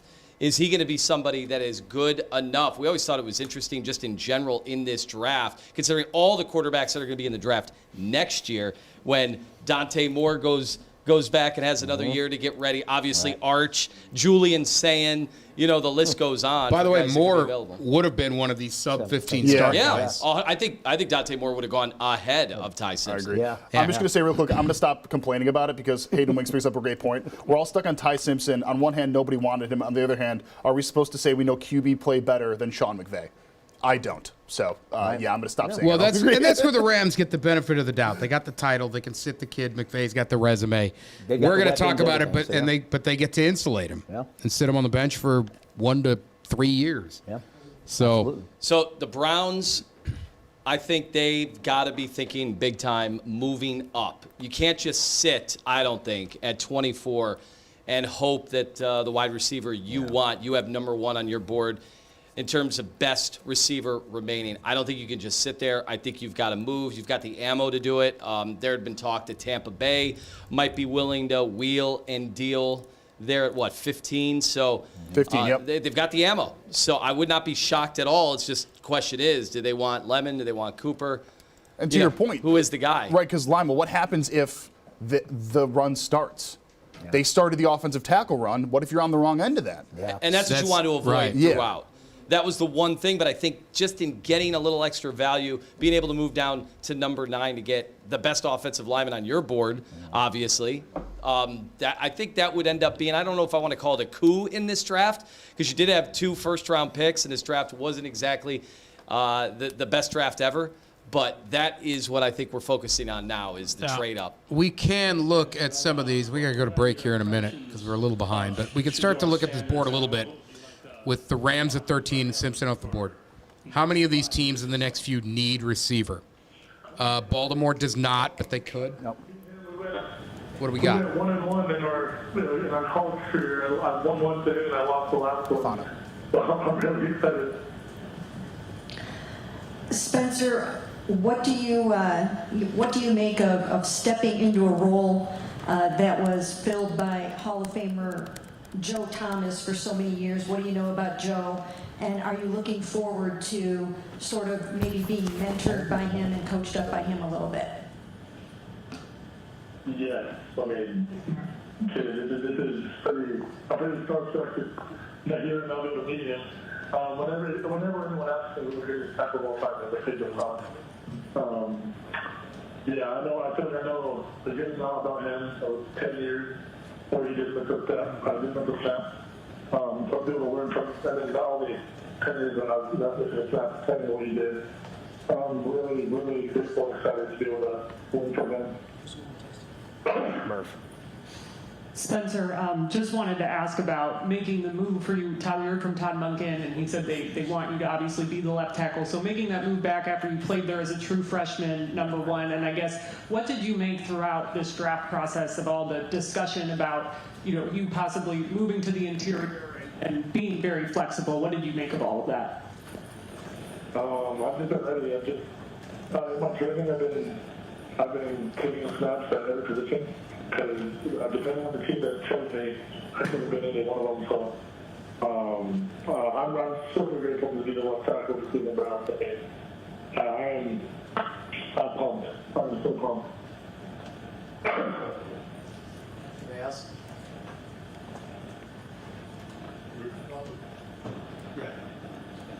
Spencer, I'm sorry if this was asked. I just walked in the room. I just wanted to know your feelings about playing left tackle again. I'm sorry if it's a repeat question. No, it's okay. I'm excited. I'm excited. I only left tackle. I only changed positions because that's what my team needed me to do. So I'm really excited to be back there. And oh my gosh, I'm pumped. I'm pumped.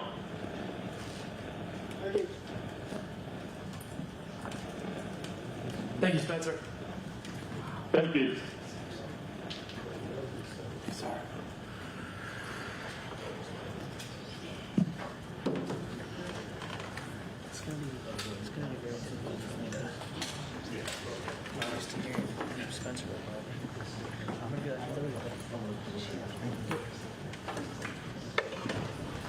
All right, that was Spencer Fano. We just jumped right to the reaction. That's how it goes in draft night. These things move quick. We're going to step away off the leash. Draft night continues after this.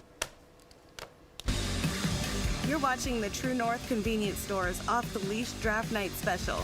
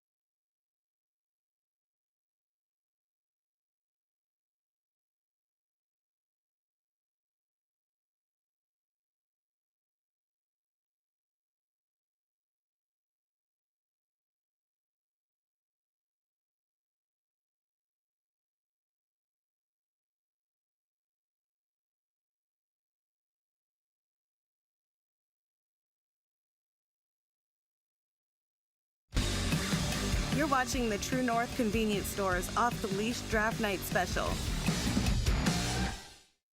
right, we are going right back to Berea. Head coach Todd Monken at the podium talking about Spencer Fano. Character, athleticism, toughness.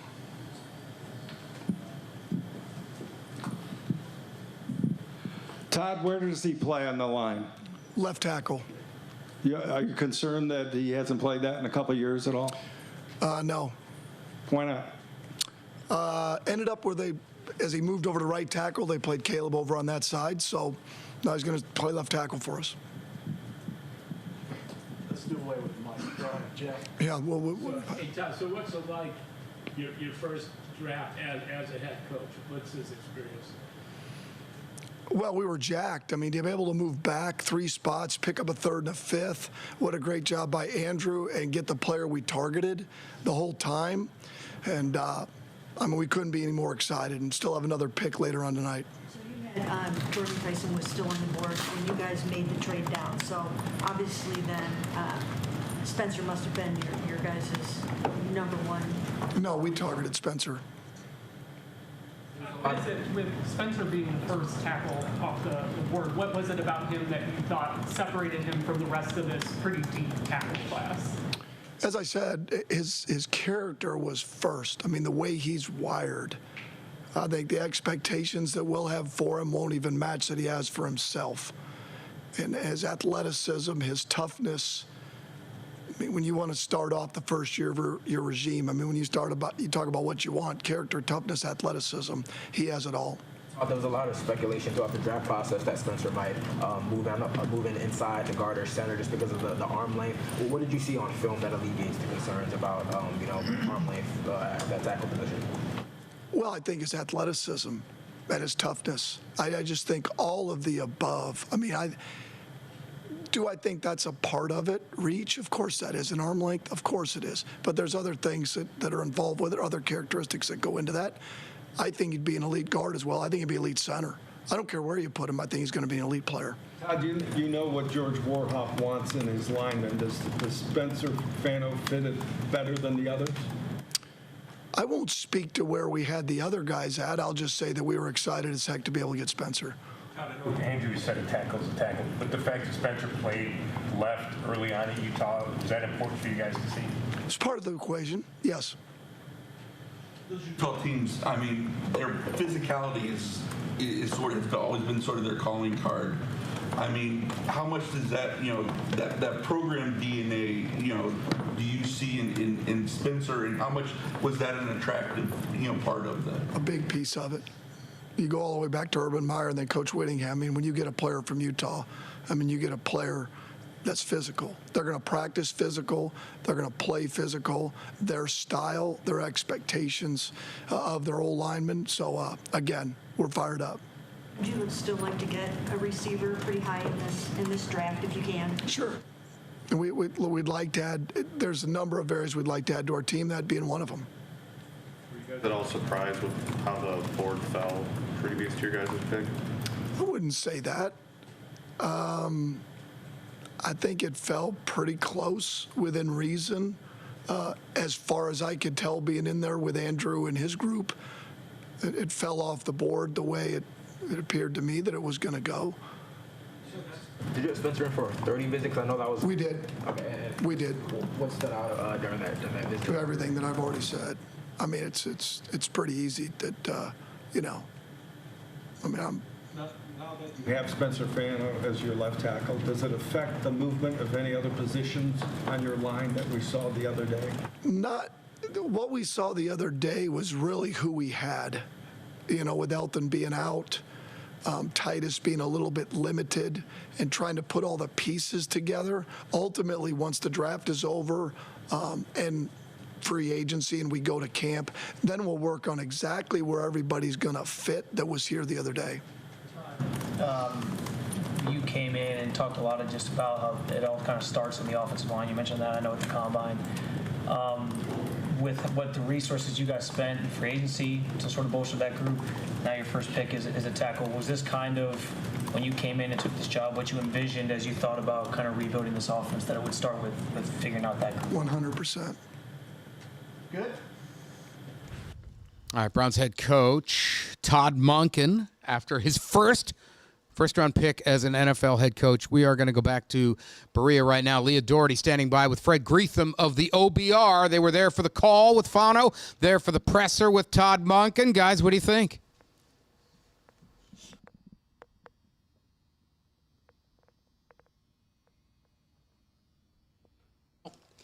thought we had them.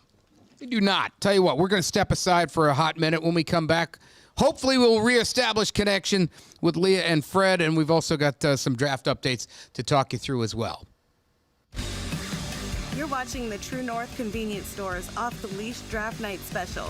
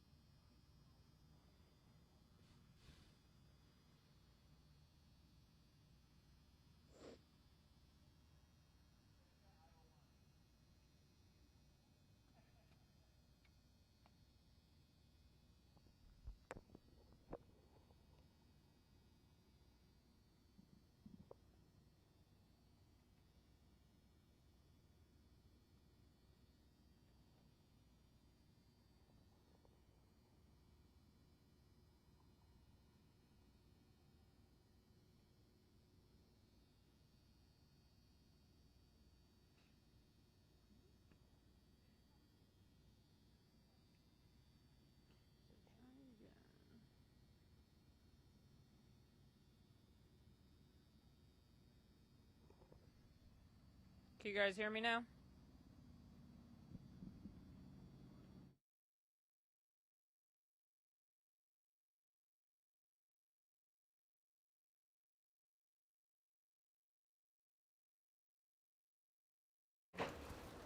Like, does she get Reese or somebody like that, or no? Take.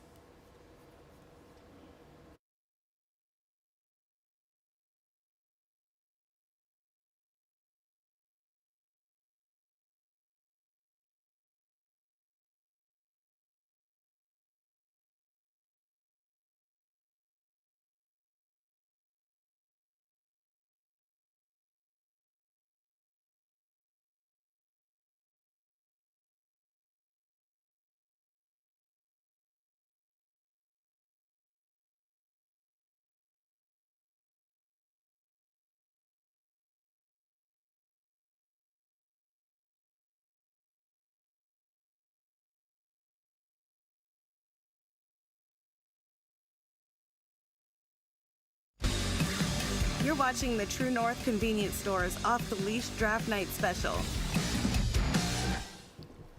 right, we have identified the gremlins. We have throttled them and thrown them out of the room.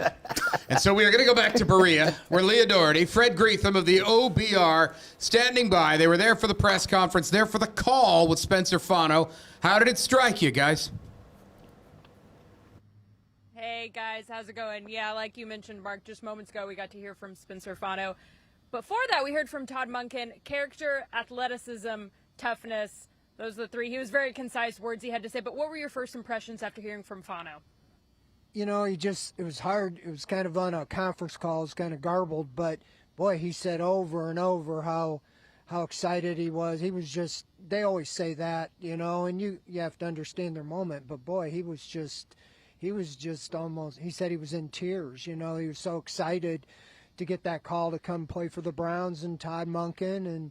And he said that over and over and over. And Monken said that they targeted him, and even though they traded down, that's who they wanted all along and felt he would be there at 9. And so if that's it, mission accomplished. I just went by Andrew Barry, said congratulations. He was grinning ear to ear. So he's pretty happy about it, to move down 3, pick up 2 extra picks, and get the guy they said they were targeting. First tackle off the board. Yeah, and if that's truly the guy that we're targeting, I mean, that's a really smart move by the Browns. We were talking about it moments ago, that all the moves they've been making have been addressing their biggest need, offensive line.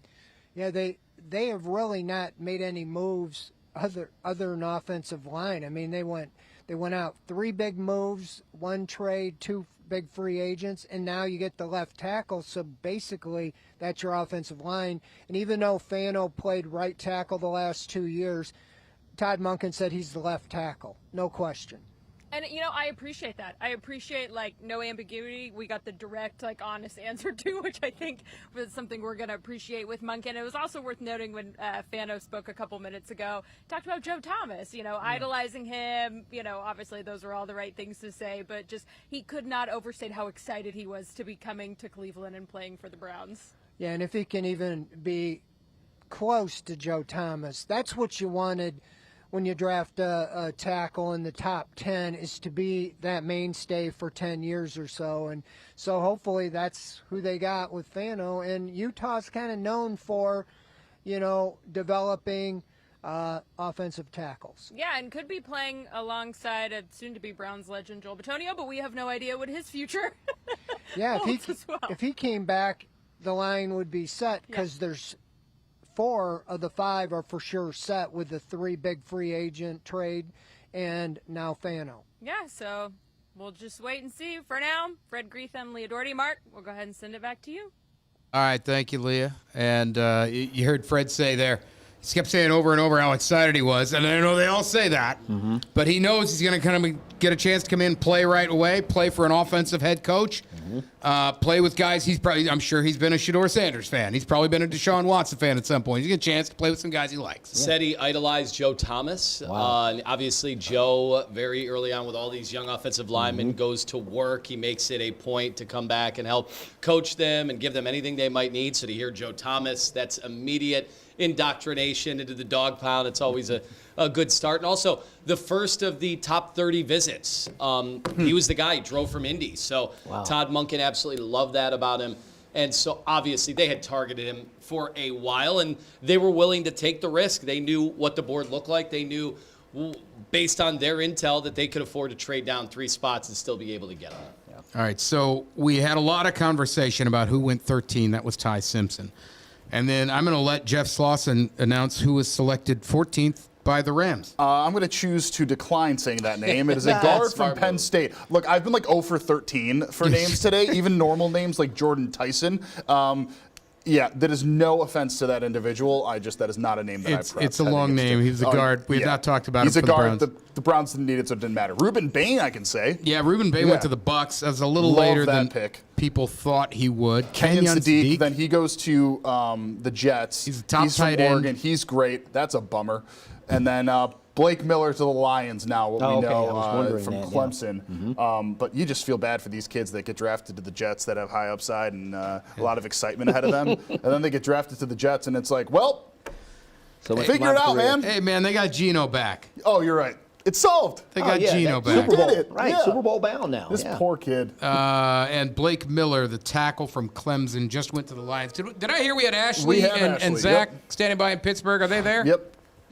Where you got them? All right, so if we can, let's pull up our feed from Pittsburgh. There they are. Guys, we had a run on Buckeyes there for a while. Tate at 4, Reese at 5, Styles at 7.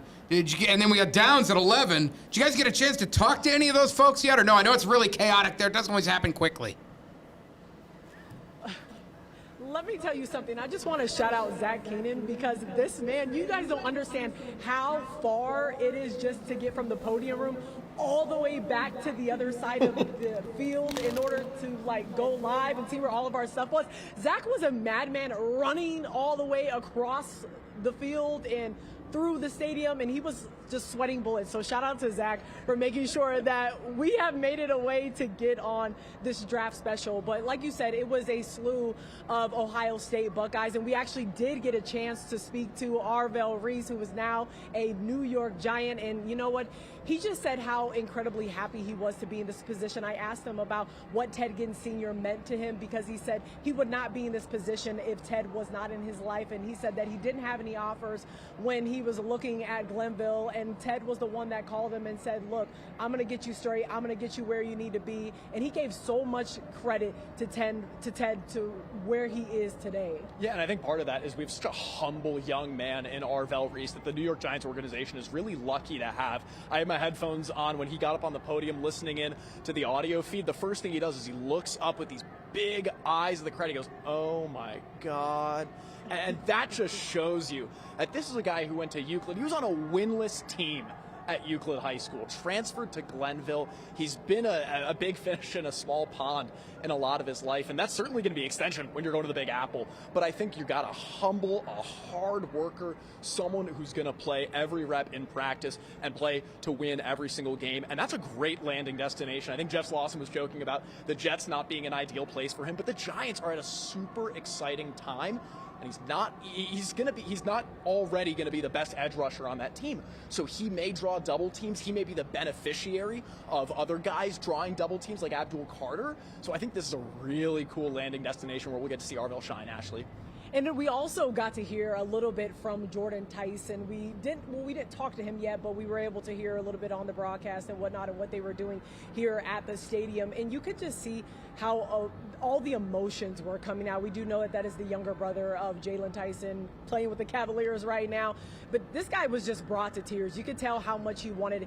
He's been through so much, and now he's finally with the New Orleans Saints. He's a professional. He's a wide receiver. He is in the NFL, and I mean, this guy had spit coming out of his mouth. You could tell how much this moment meant to him, and we're actually waiting to hear from him in the podium right now. Yeah, Jordan's someone with lightning speed. I think if he's not a 4.4, he's a 4.3 guy in the 40-yard dash. And he's had a string of bad luck, not only with the injuries that we saw at Colorado and then at Arizona State, but also back in high school. He started at one school, transferred to another, transferred to another. 3 different high schools, went to Colorado. He said that he felt like he was forgotten. He was left behind when Deion Sanders took over that program, and that's why he transferred to Arizona State. Had to sit out his entire first year rehabbing an injury, finally broke out. He was a member of the team in 2024. He was a centerpiece of that team in 2024. That was one of the Big 12 champions, one of the best teams in Arizona State football history. And then the year after, to have just continuous success, be faced with injuries yet again, and be so resilient. Yeah. You know, I think the Saints are an interesting destination where he is going to be dealing with Chris Olave fighting for reps, but hey, maybe that means that Olave draws double teams and Tyson can finally get some of that single coverage where he'll really be spectacular. And that was something he said on the broadcast. He was like, look, I can do it. You can get through this. You can do it. If I can do it, you can do it. It was also kind of cool because we were hoping that we were going to be able to see that Jordan Tyson, Jalen Tyson kind of bromance going on when it came to, the light. There goes the light, guys. This is the thing with live TV. You just really don't know what's going to happen. This is what's going on at the NFL draft right now. But just to go ahead and just to finish things up, we didn't get a chance to talk to you guys about the pick, the Browns trading back for Spencer Fano out of Utah. Obviously, the Browns were not worried that their guy was not going to be there if they decided to trade back, and they got 3 picks for it. Yeah, I love the Fano pick. We'll be really short here because I don't know if they're kicking us out or whatever. They're not motion activated. I'm letting around, but Fano is awesome. He's huge. He's 6'5", 311. He came onto campus, I think, about 265 pounds and put on 50 pounds in like a year. And then more impressively for those 300-pound guys, he stayed at that weight. Now, the Browns needed an immediate starter on the offensive line. That's exactly what they got there. But they also filled a secondary need, and that's for a blocking tight end. Harold Fannin is an awesome pass catcher. Love to see him in there, but Blake Whitehart's your next guy up. You need a stronger blocking tight end. And what's really cool is that at University of Utah, under Jason Beck in that RPO scheme and some jumbo sets, he actually lined up at tight end. So we'll get the opportunity to maybe see some of that, and you can see him pick up reps there as that 6th offensive lineman. All right, guys, well, we're going to go back to the podium. We don't have a light over us. This is live TV. This is just what happens. We are going to send it back to you back in the studio for the draft special. Thanks, Ashley. I thought it looked great. The light goes out. Hey, I understand. You got to give me a thing. The least surprising thing I heard there was that Zach Keenan was running like a crazy man to get content on the air, man. Neither rain nor sleet nor snow. That's our guy. Will stop Zach Keenan, man. Like death and taxes. That kid hustles. Love that dude. All right, so Browns now, we're up to 19, right? Yeah. 19. So they're 5 picks away. Vikings have taken a defensive tackle. We're going to step away, and the Browns pick, assuming they don't trade up, they're probably about 40 minutes, 35 minutes away, but we got a lot to kick around. There are a lot of receivers still on the board. We're going to look at that when we come back. You're watching the True North Convenience Stores Off the Leash Draft Night Special.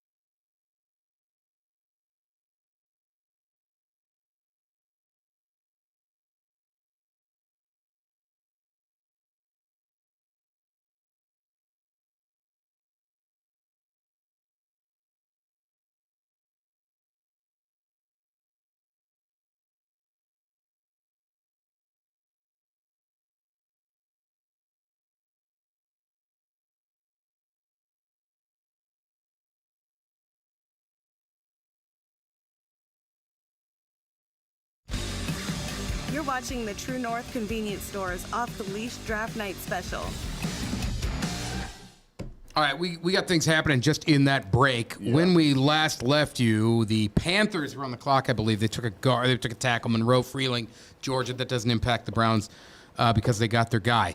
The Cowboys were then on the board, but they've made a trade with the Eagles. So the Cowboys moved down to 23. Philadelphia is now on the board at 20. Why this is important for the Browns. They are expected to trade A.J. Brown to New England after June 1st, which would open up a hole for them at receiver.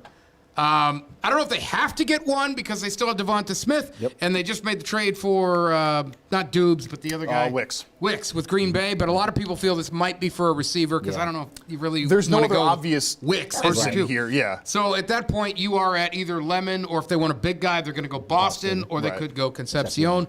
But it feels like we're about to get a run on receivers here. And as the Browns started the run with tackles, they might be reacting to the run of receivers. It hasn't started yet, but we could get one of these where 3 or 4 guys go here quickly with Eagles on the board at 20, Browns sitting at 24. And here's where the board matters. Eagles potentially need a wide receiver. The Steelers potentially need a wide receiver. The Chargers potentially need a wide receiver. Cowboys, even in the trade back, they could take one if one falls. Yes, they've only tagged Pickens. He's probably gone after this so year. the Browns have now in front of them 1, 2, 3, 4 teams out of the 4 picks that you realistically could see taking a wide receiver in this situation. Now, the cost of it. The Eagles they get the 20th pick and the 7th. Yeah. They give the Cowboys a 23 overall, 114, 137. You use the picks that you got in the trade back. You trade up. So how funny would this be? The Cowboys and Eagles obviously hate each other. In the division, Yes. And what if the Browns decide to call the Steelers? Hey, yes. Hey! Yes. Since we're mending fences.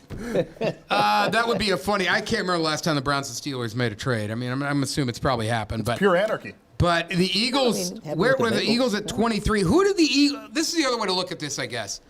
Who did the Eagles want to get ahead of? They obviously wanted to get ahead of either Pittsburgh or the Chargers. We can't assume it's just Pittsburgh. Maybe they wanted to get ahead of the Chargers, and the Steelers weren't moving the pick. So maybe this is not for a receiver. They wanted to get ahead of the Chargers or the Steelers for somebody. So who would the Which Steelers? Also, that could have been the need for a receiver. Right. Well, but they were already ahead of the Browns, is what I'm getting at. Yeah, because it could also be the situation if you don't want another team to do the trade up.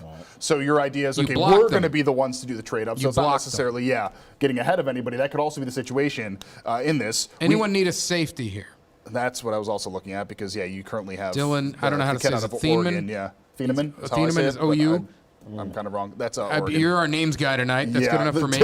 If you're looking for someone to not say a name right, just call me. I got you. There's also the kid from Toledo. Yes. He was rated as a first rounder, too. Yeah, right? I would be stunned if he doesn't go the way that the prognosticators had bandied his name about. But, look, this is the hard part about the draft is being at the mercy. We'll forever wonder. It is Mekhi Lemon. It is Lemon. Wow. Lemon to the Eagles at 20. And that was somebody, a lot of my buddies who are Browns fans, they were salivating over the chance to get him. We remember he had the horrendous interview at the Combine that was made to be such a big deal. Since then, I think all is good, but it's interesting. A team gets ahead of you, and of course, the Browns will stay all along. Whichever receiver they end up getting at 24, if it is indeed 24, was the guy they had all along. That tends to be what these teams like to say. This is very weird because I was told last year, if you have a bad interview at the Combine, you fall to the 5th round. Right, that's what they tell you. So, I mean, wow. I'm still Apparently you can overcome that. There are groups of fans, very loud, outspoken, who say that he did no wrong at the Combine last year. So that is just something that we're always going to have to wonder. I was told that was a 4-round ding. Bad interview at the Combine, 4-round ding. Mark Schwab has to get going. I got to go do television. some TV. And we are going to go to a break in about a minute here. So, Mark, good to see you. You'll see Mark again in a couple of minutes here. I'm taking the reins. I like he does the walk-off. Yeah, he just leaves. He doesn't even say anything, and then he just makes noises on his way out. Okay, so we're going to go to break in a minute. As we prepare to go to break here, now we know officially the top wide receivers are off the board. Very quickly, who would you want the Browns to take with who's left? I think you're looking at KC Concepcion. At this point, remember, he is a bit of a spark plug, right? He's not the size guy So that's the only thing, if that makes you wonder. Look, wide receiver, very checkered past of drafting wide receivers. Yeah. When it comes to Andrew Berry, he's had to trade for them instead, obviously over the years. But look, all along, I assumed that they were going to go Cardell Tate with their first pick, and then we weren't going to be talking wide receiver at the end. And now you're wondering who's even going to be available by the time they pick. Fry, you have like 5 seconds. Omar Cooper Jr. championship pedigree. I love that. I think they're all fun. Yeah. I think either way, whichever way you go, honestly, we're at a fairly decent spot. All right, we're going to take a quick break. Then we will come back, and we will be ever closer to the next pick for the Cleveland Browns. Stay with us. You're watching the True North Convenience Stores Off the Leash Draft Night Special.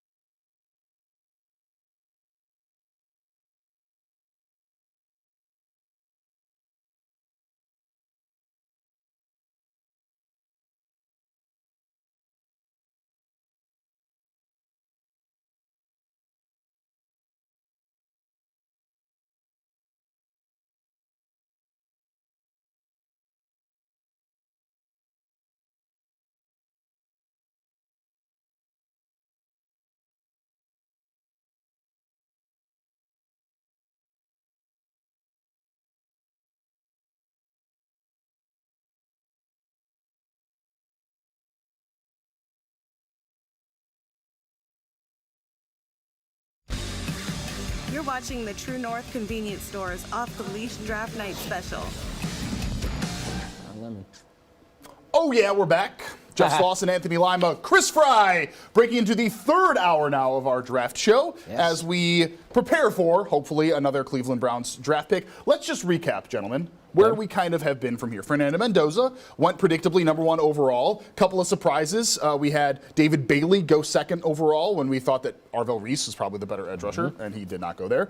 We saw the first wide receiver off the board, and Carnell Tate. He went 4th overall to the Titans. Jeremiah Love, a running back, went top 3. That never ends well, but hopefully it does for him. The Browns traded back with the Chiefs. Chiefs jumped up to 6 to grab a cornerback. Browns end up taking Spencer Fano out of Utah with their pick at 9.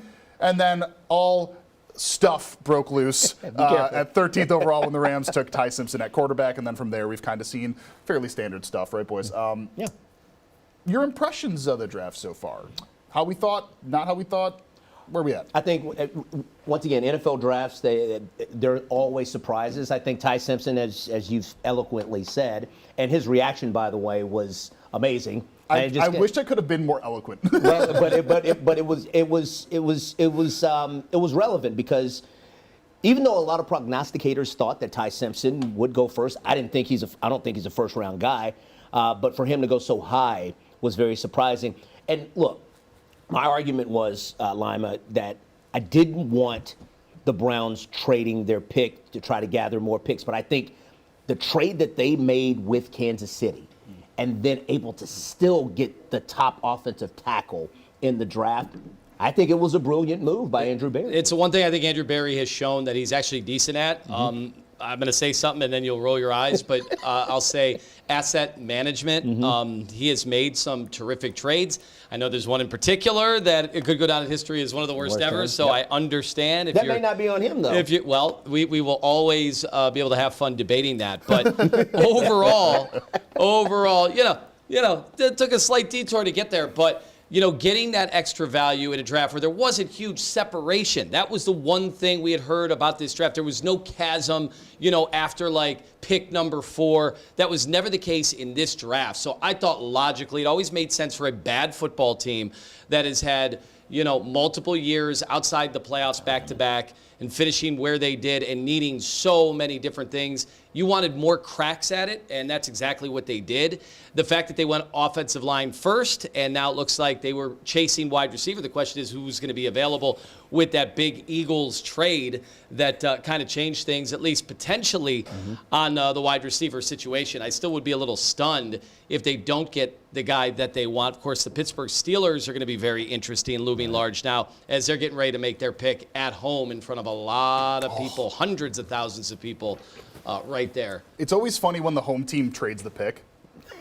I love that when it's like, all right, here's our pick. Never mind. Okay, so Pittsburgh has made their pick, so they are going to be making that. So what do we got? The What did Prince I of miss? Darkness What did I has miss? rejoined us here. The Prince of Darkness. Were you here when Mekhi Lemon was the choice? I was. I heard that. Thank you. So Mekhi Lemon, the pick. We kind of recapped the draft from where we started, obviously, which was at no picks, and then we were ultimately at 20 picks. Also, 4 Ohio State players went in the top 11. You had a slew of Big Ten dudes. They are blowing away the SEC. Don't even the other start division. that. Sorry, Don't Fry. even start that. Had to do it. Don't even start that. I know Our resident Razorback. Let me start counting how many SEC players in.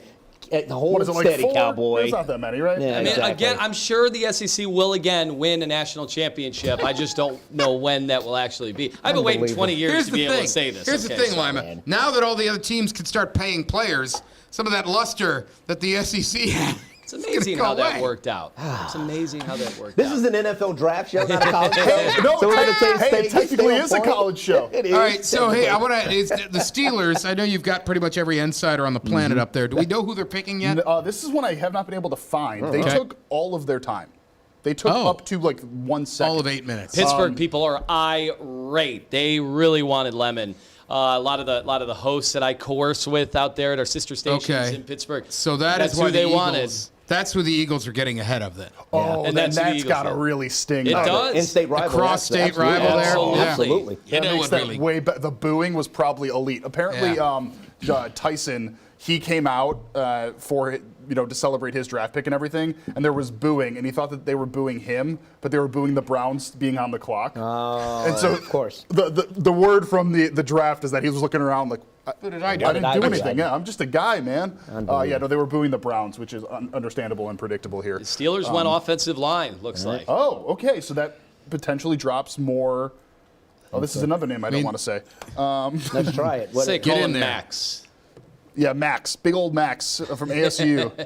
Arizona State guy? Yeah. Okay. Okay, so now that leaves the Chargers, the Cowboys, and then obviously Ian Nacho. I know that name. Oh, okay. Max Chris Ian Fry. Nacho. Yes. That's why you're here, man. Yep. Okay, so now that leaves us Chargers, Cowboys, Browns. If you are the Browns and you have a wide receiver that you absolutely love, now's the time to jump up 2 spots. Do you need to? And I think it's something we anticipated for a while. Obviously, the Eagles, I wonder how surprised. I wonder what the reaction was in the war room in Berea when they saw Philly hop up. As we know, Andrew Berry's twin brother is in the front office over there. They've had to play a prank at some point, right? They've had to show up April Fool's Day to the wrong building, whatever. But it's like a 1980s sitcom. That sounds like the right setup for that. Yeah, of course. But I polite laughter, yeah. I would love to know what that would be like, what that feeling was when they saw Philly jumping, because they knew with all the A.J. Brown rumors swirling that wide receiver was going to be front and center with that pick. I mean, that confirms now A.J. Brown is a Patriot. We all know what's happening. This is officially confirming that, basically. It's a new era for the Eagles. I love the pick. It's just kind of a bummer for the Browns and for other teams that were potentially hoping that he would fall a little bit more. I'm dying to know now, do they still get their pick, though, of everybody else? I mean, this whole time, we are at 10:06, and we've been talking about this draft, obviously, now for a couple of hours, but also for a couple of months before that. At no point did we think Lemon would even be in the conversation at 24. Right. And I know we've had some fun with it here recently, but for the most part, receiver at 24, we were talking about Cooper, we were talking about Concepcion or Boston. So now we just simply revert to that conversation. Now, one of them might go, the Chargers, the Cowboys. The Cowboys, they got Pickens and CeeDee Lamb, but they just tagged Pickens. They didn't extend him. He's probably not around after this year, so there's a chance they could just pick a guy and next year he takes the place of Pickens. But there's nobody on the board. You're looking ahead of the Browns. They're going, oh, they are definitely taking a receiver, where everyone knows the Browns are taking a receiver, which also means if somebody else wants one, they might try to move up and get ahead of them. But we've talked for a long time now, okay? If the Browns go line early, it's Concepcion, it's Boston, it's Cooper. We could find ourselves in that exact scenario here in a few minutes. Some other names, Keldrick Falk is a very popular edge rusher, Auburn. Yeah. You also have Akeem Mesidor, we've talked about quite a bit. He's still on the board. So there's talent that's still there. Absolutely. So, yeah, it's not like these teams would have to go with a wide receiver at this point. There is very much so still quite a bit of talent here that could still go there. I mean, there's some guys, some offensive tackles that are still available in this very deep offensive tackle draft. So there's still talent. So it's not like wide receiver is the only bit of talent here. I just wouldn't be surprised if they did love some guy. Because Mark, you said, do you need to? You got the extra picks. You have 11 picks now. We know you can toss one of the day 3 picks to get there. You could move up from 24. I mean, the price has been pretty cheap at this point. I just say with the Browns, stick to the script. Stick to the script of your needs. And you already took care of one. Get you a good receiver. And I think with Boston and Concepcion, and what was the other receiver? We have Boston, Concepcion, and Cooper. So all of those 3, to me, if any of those 3 are available, you can't go wrong. I agree. Yeah. I mean, this is where I start to look at the board. You talk about stick to the narrative, and that's where. And the only reason you normally come off the narrative is if there's like a glaring, huge value there. For example, Mesidor, he's still available, but Mesidor had been talked about for a long time as going to Tampa. Yeah. Well, they did take an edge, but they took Bain. Nobody had him being there. Yeah. Right? So that was one of those scenarios like, wait a minute, we didn't have a scenario where this dude was on the board. I don't see a scenario for the Browns that there's a guy there that makes you go, I can't believe that dude is still there. Yeah. Unless for some reason they think Jermod McCoy is a super value and they feel good about his knee. The only reason McCoy probably is still there is because of his knee. But other than that, I don't see any huge faller here. And this is where you, as Chris said, stick to the script. Stick to the script. Pick a receiver. It's just a matter of which one. Yeah, literally every single mock draft that has existed this draft season has had one of those 3 receivers. The Browns taking them at 24. There you go. And that's where we are. I mean, at least appears to be that's where we are. Yeah. So this is the Charger. The pick is Chargers pick is in. Okay, I have still not found that one. I mean, the TVs are still just showing the Steeler room because they like to run 20 minutes behind the rest of the world. How many wide receivers have gone so far? I can tell you, only 3. 3. So it's the top tier is now gone, and we're on to that second tier. What do we want to put the over-under at? Over-under 5 what? or 6 wide receivers being taken? Yeah, I mean, this was supposed to be where the run, hypothetically, was going to go. The offensive line run was going to go earlier than the wide receivers. All the pundits kind of universally thought this was going to be that dicey area. If you're waiting for the guy to come to you, it does get tough. Now, look, the Browns were able to trade down and get their offensive linemen. Right. So are they going to be able to sit there and maintain their haul of picks with 11 picks? Mesidor to the Chargers, which means it is the Cowboys and then the Browns. The only obvious player that is better than one of these receivers is Falk now, in my opinion. Yeah. And the Cowboys took, as we all know, a defender and Caleb Downs. I could see the Cowboys taking a receiver, but then, the Browns then have their pick of the other 2. Well, I mean, if for the Cowboys is they're next, right? It's Cowboys next and then the Browns. So, yes, sir. I mean, losing, who went to his memory escapes me. He just left. Who? For the Cowboys. He went to Green Bay. Wex. Yeah, Parsons. Parsons. Thank you, Steven. Thank you. I'm like, oh my gosh. Yeah. But you just went. I'm like, that was a year. I'm thinking of somebody else. But you got to try to replace that. You can't replace the production. But if you got an edge rusher who's there, that's your next best pick for the Cowboys at least. I'm trying to remember. They didn't really. They got a defensive tackle in that trade. I don't remember if they took an edge last year. And that kid's not. No, he's been okay, but they didn't get the edge. Well, if you want to get another edge, then in this situation, you're probably at Falk. That's where you get Falk. So now, now if you're the Browns, you pretty much have your pick of the litter of who could you want. imagine being that kid? Yeah. Oh my God. Yeah. Hey, this was the pick that we gave for Micah Parsons. Yeah. Now you live have up to that. Yeah. It's like less than ideal. We should probably take a break. That is actually a great idea. Yeah. Let's do that. The Browns on the clock soon. Oh, we got a Cavs playoff game coming. Yes, we do. Oh, my goodness, what a night in Stay Cleveland. Focused. It's a crazy half hour right now for Cleveland sports. Yeah. See you after the break. You're watching the True North Convenience Stores Off the Leash Draft Night Special.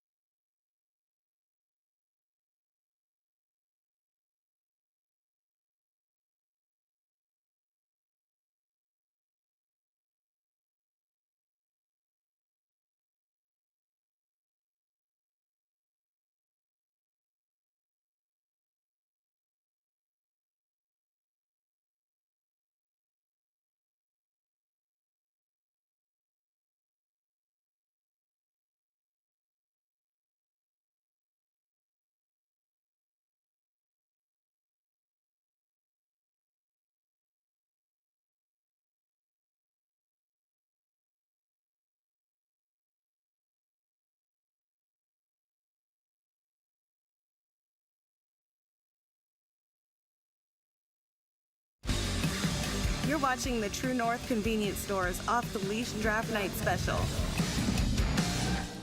Dallas Cowboys on the board at 23. The pick is not in yet, but they've got about 2.5 minutes left on the clock.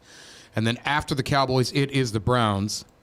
And that's going to be a lot of fun discussion, especially if the Cowboys do not take a receiver. Let's just start here, guys. We've got a few minutes. Which receiver do you like the most at this point for the Browns? Well, I'll tell you, Fry has been all over Omar Cooper of Indiana, and I just watched every Indiana game this year. Mm-hmm. They were a team as an Ohio State fan. I knew that was going to be formidable, that I was kind of comparing us to them throughout the season, and that dude made every big catch. And I know he's not going to wow anybody with the physicals, right? The actual, speed or anything like that. I just saw that guy make the big plays after the big plays every single time, and that's got to count for something, right? And we're not talking about him like number 6 overall. Mm-hmm. We're talking about a late first-round pick and somebody that you're hoping can be reliable. He's not Jeremiah Smith, but he did everything well for Indiana. And plus one of the leading guys to help them win a national championship. I just think with the Browns, if you want to change culture, you got to bring in guys who know how to win. I know they may love Concepcion. He's twitchy.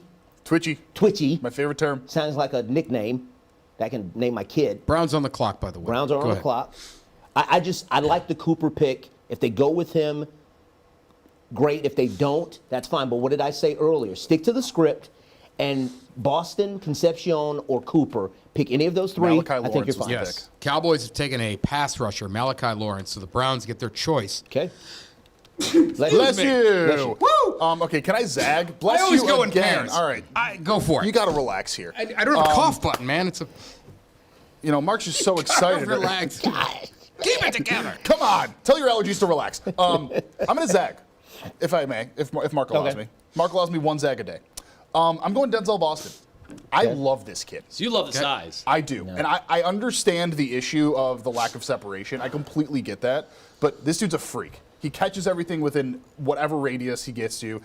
While he cannot create that separation off the line, and he's not going to beat anybody off the line, this is a kid that can go up and get the ball. And if you have a quarterback who loves to throw the deep ball, but not necessarily with aggressive accuracy, he might be the guy to go to. I hate draft comps. I want to start by saying that. Perfect. However, so give us the comp. However, the comp that I got for Denzel Boston was Cortland Sutton. Oh, I'd take Cortland Sutton. I love that dude. He's great. So 6'3", 212 is Denzel. Strong, great route running, and elite ball skills. He, again, lacks separation and doesn't have the greatest acceleration. I do not care. This is a guy that you throw the ball anywhere near him, he's gonna catch it, and I love a player like that. You know who's a comparison, and you made a comp comparison. I don't know if he's going to be this. He may have this type of caliber of play, but Josh Gordon. Gordon, 6'3", 225. I mean, if you're talking size, Josh Gordon wasn't fast. He was fast. He was fast. He ran a 4.5. He's timed at a 4.5, but in the open field, that guy was streaking like a gazelle. So there you go. So once again, you can put the comps and go to a pro day, and they can run a certain speed. But when you're in the game, it's a different. KC Concepcion to the Browns. All right. That was my guy. That's who I wanted. Right. That's the dude I was hoping would be there at 24-4. Oh, that's just receiver fun, out man. of Texas A&M. Twitchy coming to Twitchy! Cleveland. Oh, I love this kid. He's 5, just a tick under 6 foot. Real good off the line. Fat. I like this guy. His college numbers this year would have been a lot better. His college quarterback did not help him. I'm getting some hand signals. What you got, Avery? What's that? Oh, KC Concepcion. Do we have the draft party, Steven? From Texas A&M no to party. Okay. So the we'll Cleveland Browns. We want to be very clear. We are ahead of everything else. Yeah, we are. Yes, we are ahead. Sorry. Man. Listen, the world moves at the speed of social media, not ESPN's production cart. Let's just give you the quick rundown for those that are unfamiliar with KC Concepcion. 5'11", 196. Fantastic with yards after the catch. Say it with me, everybody. He's twitchy. There he is. Oh, I look at the comp, and I love this first comp. So the cons are his size. No, not Comp. Give me the yeah, Comp. we'll get there in a second. I want that guy's name. And he's not a great blocker, but I don't really care. I don't either. Luther Burden. I love Luther Burden. And Josh Downs are the comps. I am a huge Luther Burden truther. I mean, this is a guy. This is a fun pick, man. I really like this. I do too. I love it. I'm happy as a clam. If you weren't going to get one of those elite guys, right. I can understand the argument for Cooper. I can understand the argument for Boston. I just feel like this dude's a more complete receiver. Now, you're not worried about the lack of size between him and Judy? No. I don't. For I don't care. For your, whether it's Shedeur Sanders, whether it's Deshaun Watson. Obviously, you have Harold Fannin. This is what it boils down to for me. And this one of the things it boils down to.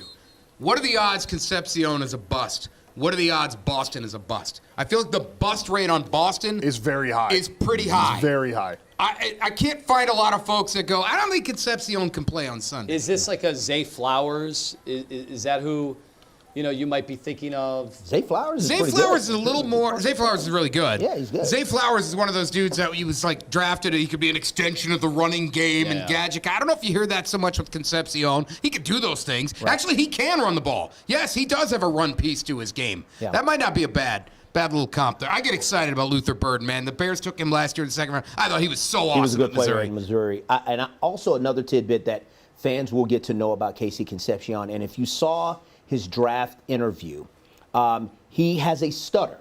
And he spoke during his, and it trended, and a lot of people admired the bravery that he has really gone through to try to improve his speech. He didn't speak a lot at Texas A&M, but now in the Browns, he's going to speak probably a little bit more, and hopefully the organization will help guide him through that process. But I think that's another part of his story here in Cleveland. He can be more of an inspiration off the field. Absolutely. Anytime you can overcome something like that, and now he's going to be, he already is in the public eye. Yes, he more is. so. He'll be a very popular player. Absolutely. Oh, yeah. Hard to Yes. not like that guy. Yeah, and I get the size with Boston and stuff like that. And you're right, they don't have a guy like that.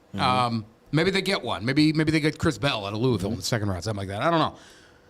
But I get nervous. Even with Cooper, I'm nervous. I can't find too many people that think Casey Concepcion won't be able to cut it in the NFL. And that's really important to me because, it sounds dumb, but they need guys that can play. Yeah. I mean, he has. He's not a luxury pick for them. They need this dude. Well, that was the script going in. You had wide receiver, offensive line in one order or another. That was the big debate all the last really month. Just what was going to be the order of operations when it came to that. Were they going to go offensive line first? Were they going to go wide receiver first? In the lead up to the draft, I just kind of assumed they were getting Carnell Tate and it was going to be a wide receiver. I know there was a lot of buzz for Jordan Tyson that seemed to be a little out of whack.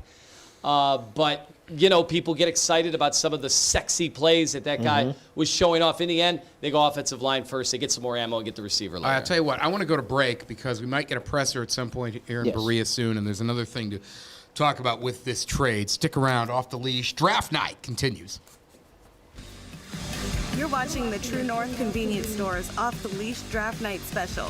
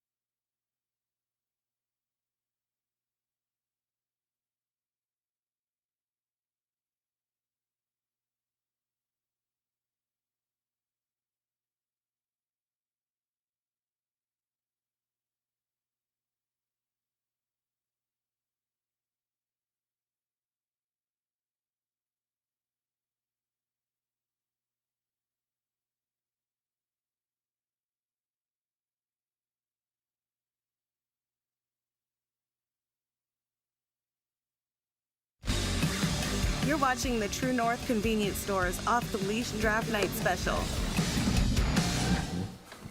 All right, Browns select KC Concepcion with the 24th pick in the first round, and this completes the trade last year with Jacksonville. The return for the number 2 pick, which of course turned into Travis Hunter, was Mason Graham, KC Concepcion, and Quinshawn Judkins. Still, I feel, it's too early to say exactly what they got here, but we really like Judkins. Graham had his moments. We've been throwing bouquets at Concepcion here for a while. At first blush, it feels like the Browns did okay with that value. This feels very good. Just from, hey, we're looking at this form, that feels pretty good. The Bears took a safety, by the way. So now the Bills are on the clock. That means nothing to me, obviously. I'm just saying it for no reason at all.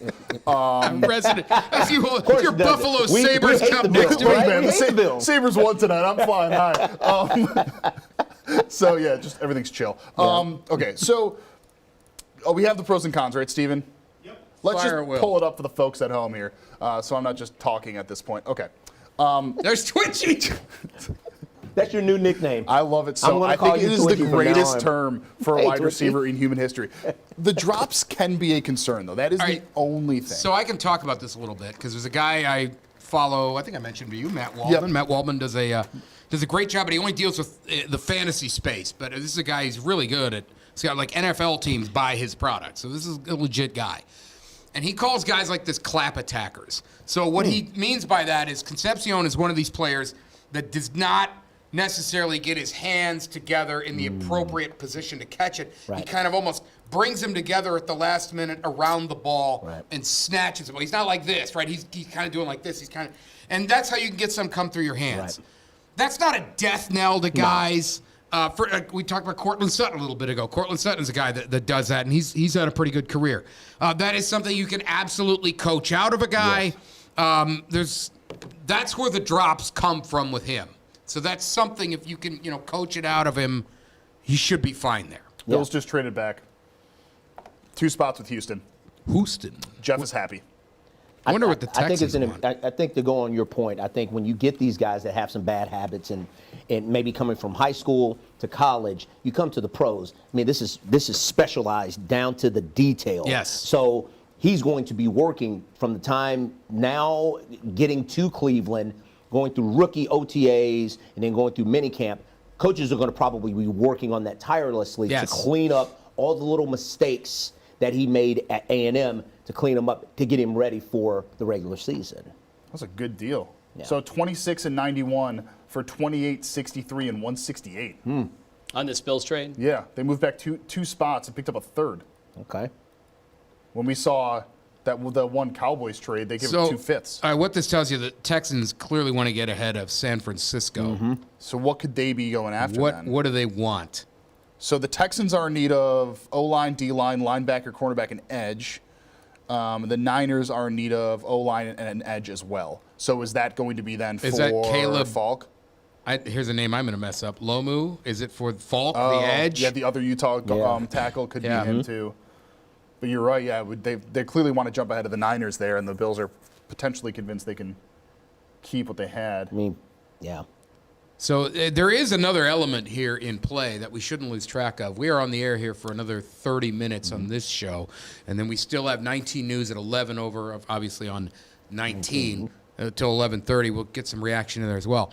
But the Browns have this second-round pick. Right. They do have ammunition to move back into the first round. Yes. They do.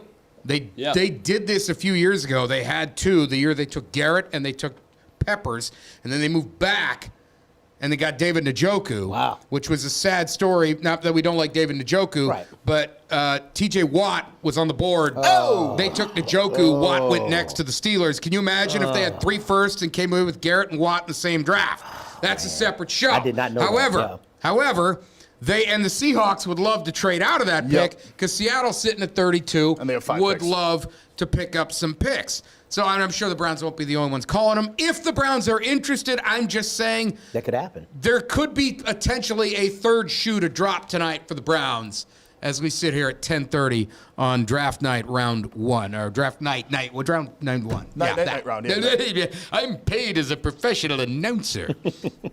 Want to take a break? Sure, why not? Go for it. let's Off do the it. Leash draft night continues after this. You're watching the True North Convenience Store's Off the Leash Draft Night Special.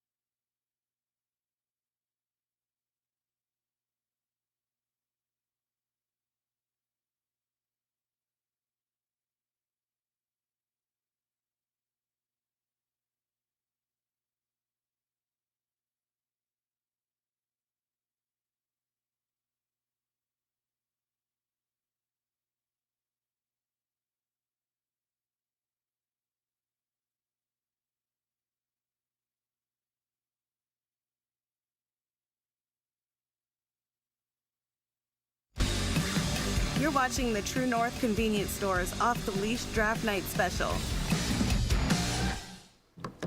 Oh, my word, what a night this has been. A lot of fun so far. Browns pick up a tackle in Spencer Fano at 9. Fano.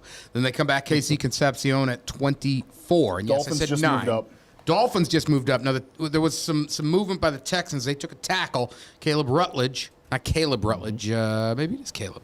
Keelan Rutledge out of Georgia Tech. That's my bad. So he is gone. We're going to go to Berea. It looks like we're getting some action. Hold on. I just wanted to ask you, first of all, about a little bit about your versatility in your game, not just on offensive receiver, but also what you bring in the return game, and how much was that sort of a selling point when you met with the Browns?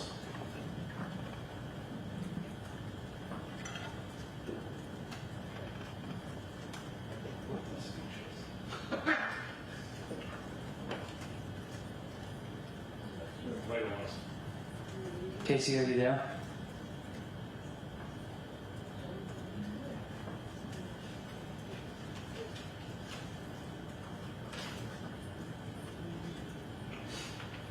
All right, we got a little bit of a gremlin in the system out there in Berea.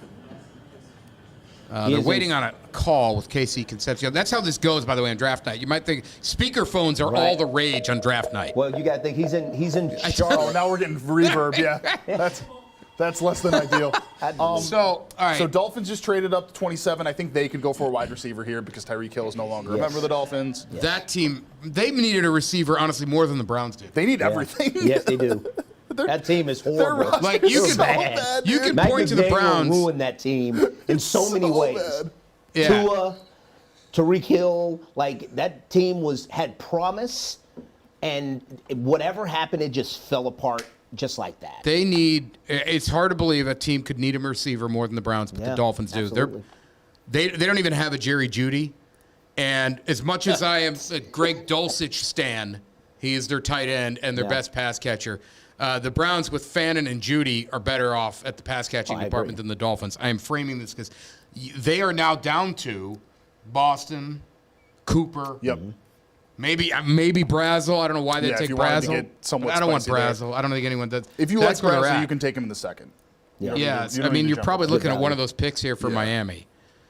And this is where you're glad to be the Browns, who kind of might start the next run on receiver, just like they started the run on tackle. No, they didn't get on Lemon, but Lemon was kind of seen as a continuation of the first tier, not the beginning of the second tier of receiver. Eventually, we will get back to Berea. And if somebody might wonder, wait, what is all that? The way this works is the player is drafted. He takes care of some stuff on the side of the draft, in this case, Pittsburgh. And then they put him on a speakerphone with writers because we can't get him here. They'll be here for tomorrow for press conferences, but we need instant reaction, right? So they put him on a speakerphone. There's a giant phone in the middle of the room, and they pass around a microphone. And you talk to a guy on a speakerphone, and it's like fax machines on signing day. Shocking that's not flawless. Yeah, really. Yeah, multi-billion-dollar organization. Let's do one phone. Good idea, NFL. I don't know why that hasn't turned into a Teams or a Zoom meeting from someplace at this point. He was in Charlotte. We saw video of him getting drafted. He was around family. He's not in Pittsburgh. He's in Charlotte. Fair. Right. So getting in touch with him, I'm sure his agent is trying to coordinate, hey, we got to take this phone call. Cornerback Chris Johnson goes to the Dolphins. The Dolphins are refusing to draft a pass catcher. They say, and I quote, no. Greg Dulcich might catch 150 balls, and I am here for that. We love Greg Dulcich. I am a huge Greg Dulcich fan. You're like, Schwab, this is incredibly random. This is the train when I'm driving it, folks. It can go off the tracks at any give time. a little peek behind the curtain here. Mark and I will obsess over random tight ends for years at this point now, and constantly just be like, hey, Greg Dulcich, he had one catch this week, and we're like, yeah, brother, he did. We'll find our guy in this draft. So you love National Tight End Week every week. Oh, I love it. It's a dude. First of all, it's Kyle Pitts' biggest game of the year every year. Oh, yeah. I don't even. That's another guy. I will not shut up about Kyle Pitts. But anyway, so we're waiting on Concepcion on the speakerphone. I guess he's just finished faxing in his comments, and now he's going to get on the speakerphone. Bill's on the clock, correct? Yeah, feeling great. And who are you guys after here?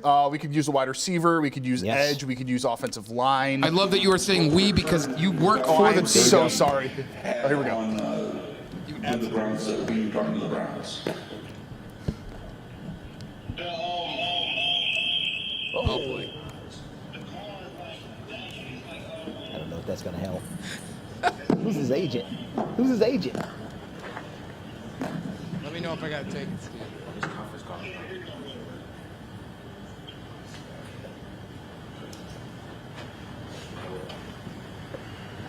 All right, there we go.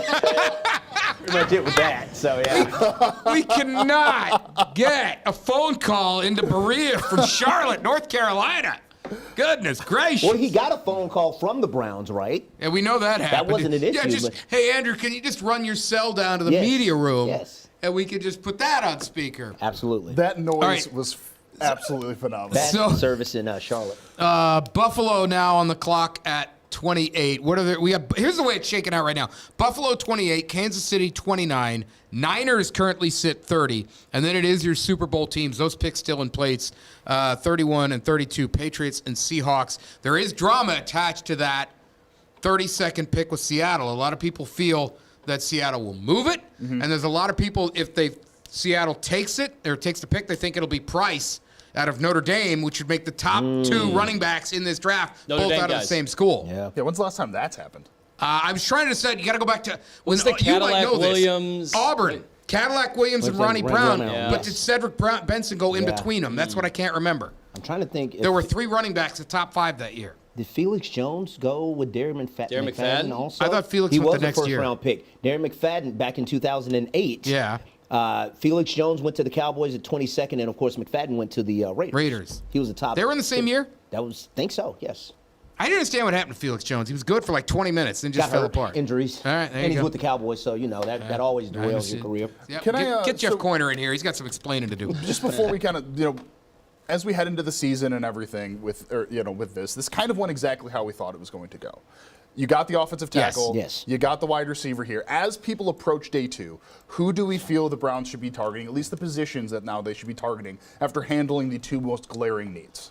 Well, I would say, considering all the speculation about what could happen after the magical June date, when dead cap seems to potentially disappear. Not as dead. Anybody interest you in the pass rush game? Any edges?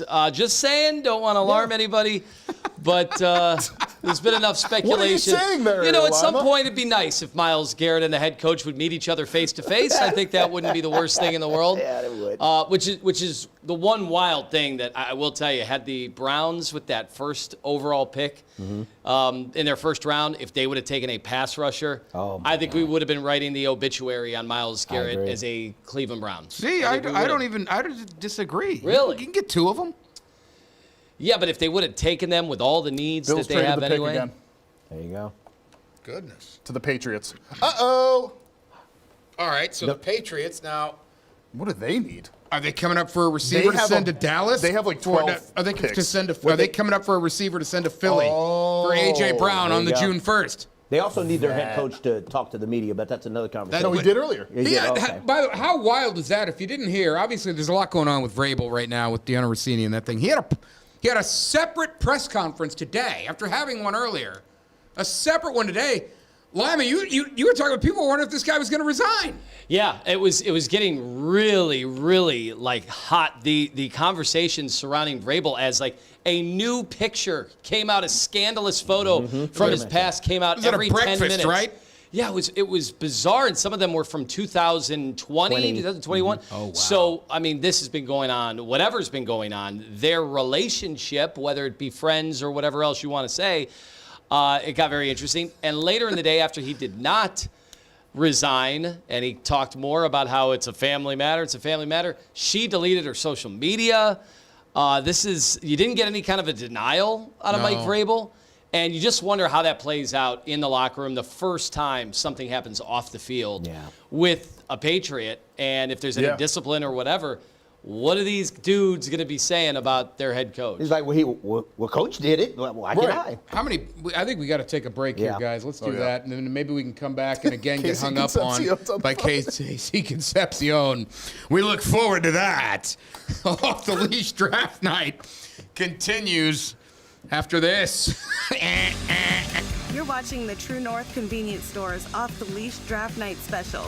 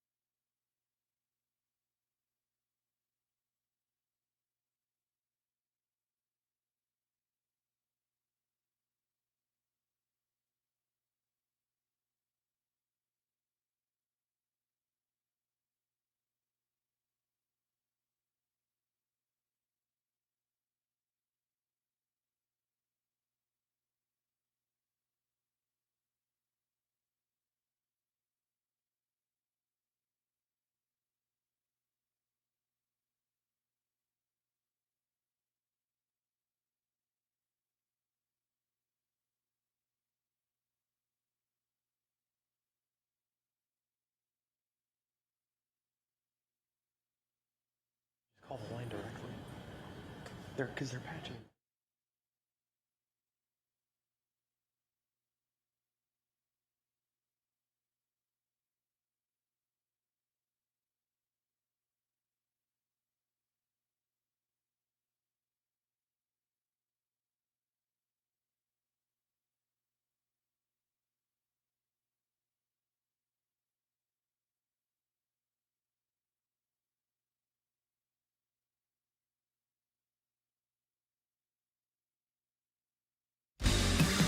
You're watching the True North Convenience Store's Off the Leash Draft Night Special. Hello, welcome back to the Draft Night Special. Jeff Slauson, Chris Fry, Anthony Lima, the ghost of Mark Schwab. He is now on TV, and he is done for the evening with us. My computer just froze. Okay, now we're back. Cool, great. So we are still waiting to hear from Casey Concepcion, who is not getting any phone recepcion at the moment. That was good. Thank you, guys. There you go. Waiting for There that you one. We were chatting a little bit before this, kind of about what the Browns have to look forward to, or potentially what fans can look forward to ahead of time here. They still got a lot of draft picks, so they could move around. There's obviously still a whole lot of talent here. Lima, you talked about edge. Obviously very interesting. Could we see a double up on a position like offensive tackle, like wide receiver, where we still have some talent in wide receiver available potentially in the beginning of round 2? You know, Denzel Boston's still there. Omar Cooper Jr., he's still there. Especially if they trade with Seattle. Right. So could we? I think wide receiver could be there too. You know, I keep looking defensively. You know, we were wondering if just because the elite prospects, I know this draft has been plagued with the label that you don't have the elite prospects at the premium positions, that, you know, they might stun a lot of Browns fans, not go with one of their primary offensive needs and go defense early. And what were the positions, you know, you had heard most of them talk about? It was, you know, Caleb Downs, right, Arvell Reese. And I keep thinking about that. And that's why I really think the focus is probably going to be on some sort of a pass rusher with that next pick. But receiver is another one that obviously, look, they now have, I mean, let's be honest here. They've got Jerry Jeudy, who he's really not a number one in this league. He's not. No. He's a number one on the Browns, but he's not a number one. He's number 3 on this on this team. The receiver they just took, you know, is somebody he's listed at 5'11". You know, also punt returner. You know, I've heard a lot. Browns kind of fallen in love because they've had issues in a return game for what seems to be 5 years now. So I think they like the versatility there. But they do need a bigger bodied wide receiver. You know, how much more are you really going to put? How much stock do you have in Tillman? How much stock do you have in anybody else that they have at wide receiver? So that, to me, at this stage, is what I'm looking at. Steven, can we pull up Denzel Boston? Do we have his specs there? And that's all the size, you know. That's enough size for 3 guys. So the Niners just traded with the Jets. The Jets just moved back into round 1. The Jets gave up the 33rd pick and 179th for 30. Yeah, that's perfect. Okay, so Lima, is this the type of size that you're looking for? Yeah, exactly. And so, of course, they'll say the weaknesses is not being able to get off the line of scrimmage, not creating that separation. But, you know, these guys all can't be Jamar Chase. No, of course. And we're talking about guys at the end of the second round, end of the first round, into the beginning of the second round, where you're going to take guys that have some limitations, that don't have the full package. And that's okay, because some of those guys, believe it or not, they get better. They develop under the right coaching. It can happen. Maybe the quarterback play is elevated too, with more time to throw if the offensive line, if you're able to fix some of those issues. So a lot of that compounds and can happen in a good way. I do like this player. So it's interesting too, the guardrails that the Browns have had over the years. You know, they really love taking young players. Yeah. So, you know, you want to look at guys that fit that rubric. And that goes all the way back to the Sashi Brown days, because the theory is, and you remember they had their old guardrails leaked at one point, but the theory was that, yeah, those guys are really, really young. You might be able to get them at optimal value, where if they would have stayed in school a couple of years, then they would have never been on the draft board where you would have been selecting in those given years. So, and yeah, also contracts weigh into that as well. Yeah. But I am curious. I think we're looking at wide receiver, pass rusher. That, to me, would be a little bit of surprise to me if it's something other than that. Chris, we'll get your thoughts. I do want to take our last break here. We'll take another break, and then we will have Chris's thoughts coming up. You're watching the True North Convenience Store's Off the Leash Draft Night Special.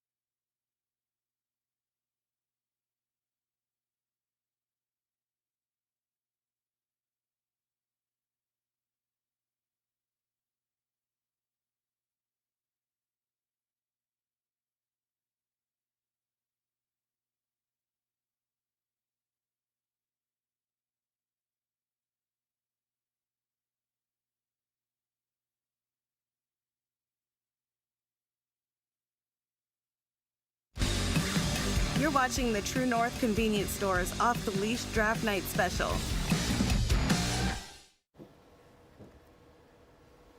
Hello, everybody, and welcome back to the Draft Show special here. Chris, I cut you off before you could get your final word in here, but I think maybe the Jets drafting Omar Cooper might have changed potentially your thoughts here. Yeah, I mean, they're going to get a good player. Listen, once again, I say winning culture. If you want winning culture with the Jets, bring in a player who wins. So maybe he can help with the turnaround. But with the Browns looking ahead, I know, Anthony, you were talking about another receiver. Here's the biggest question, and quarterback has been such a point of contention here over the last year or so.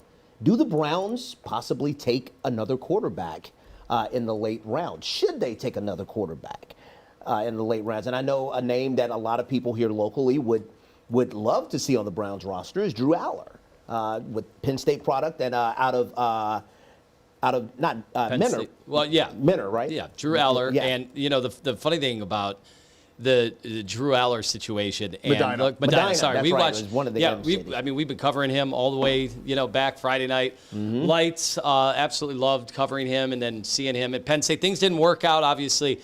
There was a coaching situation there. And, look, the guy lost all his confidence and then the injury. Yeah.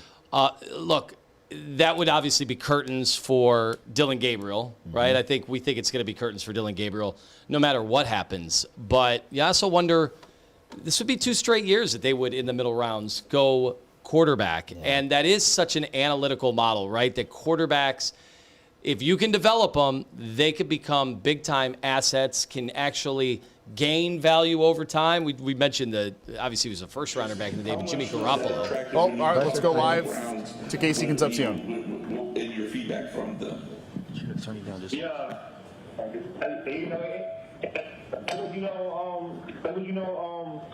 Very, very attractive. They wanted me. They wanted me. They wanted me to be able to, move around, everywhere, and be that guy, and return game. Hey, Casey, just wanted to ask, not your side of the ball, obviously, but being from Texas A&M, what do you think it's going to be like to be teammates with another Aggie and Myles Garrett? Oh, man, it's going to be amazing,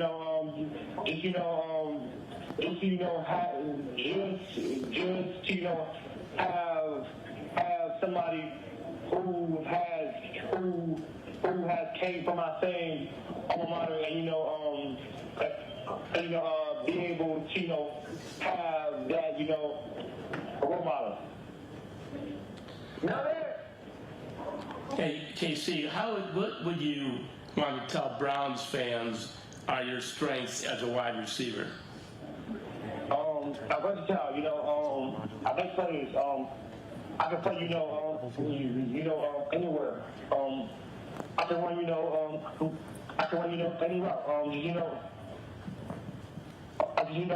Whenever I get there, you guys are going to be getting a dog all over the field. Hey, Casey, when did you know that the Browns were really interested in you, and how did, the pre-draft process go with visits and those meetings? Yeah, I would say after I had, with the Browns, I was like, the Browns were, I'm pretty, interested, they let me know, I was, very, high on their boards, so, I knew that, I knew that, if I knew that if I had failed, it was gonna be a very good chance that I would end up on the Browns. Hey, Casey, I know you made a point in sort of writing that letter to all the GMs here leading up to the draft and just kind of sharing, who you are and what they're getting in a player. Why was that important to you, and what's your message to Browns fans? I mean, my message to Browns fans is, Get the popcorn ready. I'm ready right now. I'm ready to play. I'm ready to, I'm ready to, change, the organization.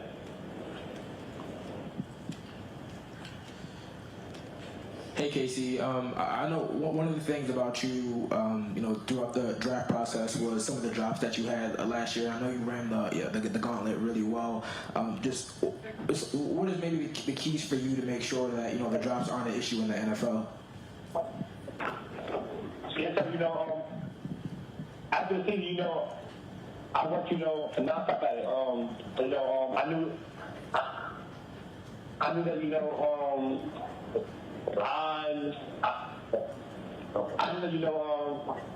thank you. I knew that I have had some confidence and drops. So after the season, off season, during the season, I am going to work non-stop. So to fix that. Casey, I don't know if you've had a chance to look at the Browns receiving corps very much, but how excited will you be to work with? Listening in to Casey Concepcion's first press conference as a Cleveland Brown. A quick reminder that he does have a stutter. It is difficult for him to talk in some areas, but credit to him for all of the doing this press conference, and obviously congratulations to him for getting drafted. Gentlemen, we have only a few minutes left here. There's only one more pick left in the first round. The Buffalo Bills traded back once again. So they are not making a pick. There's one more selection left. So there is a chance because Anthony Lima, as you pointed out, we have not heard yet from the general manager of the Cleveland Browns. Yeah, there have been years where Andrew Berry was already out there doing the final press conference with picks left on the board. And you're like, all right, I think the work is done. We're done for the day. So that's the only reason I thought maybe there could be a shot. So we await for the final pick here. I will now do one quick round table here with the gentlemen at this table. First, your favorite thing that the Browns did. Second, your favorite thing that happened at the draft. Let's start with you, Chris Fry. They stuck with the script. They filled their needs immediately. The trade was great. They got the player that they wanted, and then they got the receiver that they wanted. They stuck with the script. I think another good year from Andrew Berry in the first round. I love the trade down last year. It was something I was advocating for. I never bought into the Travis Hunter hype. Wish him all the best as he figures out just what his identity is in the NFL. And Mason Graham maybe didn't have the total consistency the entire year. But this is 2 straight years. They got a little more value. And look, I never loved this draft to begin with. So I always thought they were going to try to extract a little more value because they didn't think there was that big chasm after the top. And the fact that they got their wide receiver. Now, I would have preferred Cooper, to be honest. But either way, I think they like the versatility. They love that he's 21 years old. And, the phrase of the night, the operative phrase was twitchy. That is something they're absolutely going to love about him. And, this is going to be very interesting tomorrow with all the ammo that they have. There is still a lot of talented guys, and they're going to have the night to sleep on it and pounce in the morning. Yeah, they got picks, and they covered everything they wanted to. So they did what they wanted to do and got ammo back.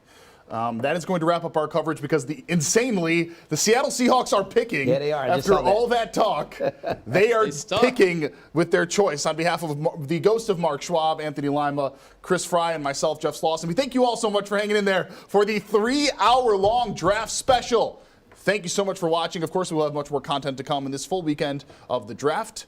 We will see you all then. Again, thank you so much for watching. Have a fantastic night. You're watching the True North convenience stores off the Leash Draft Night Special.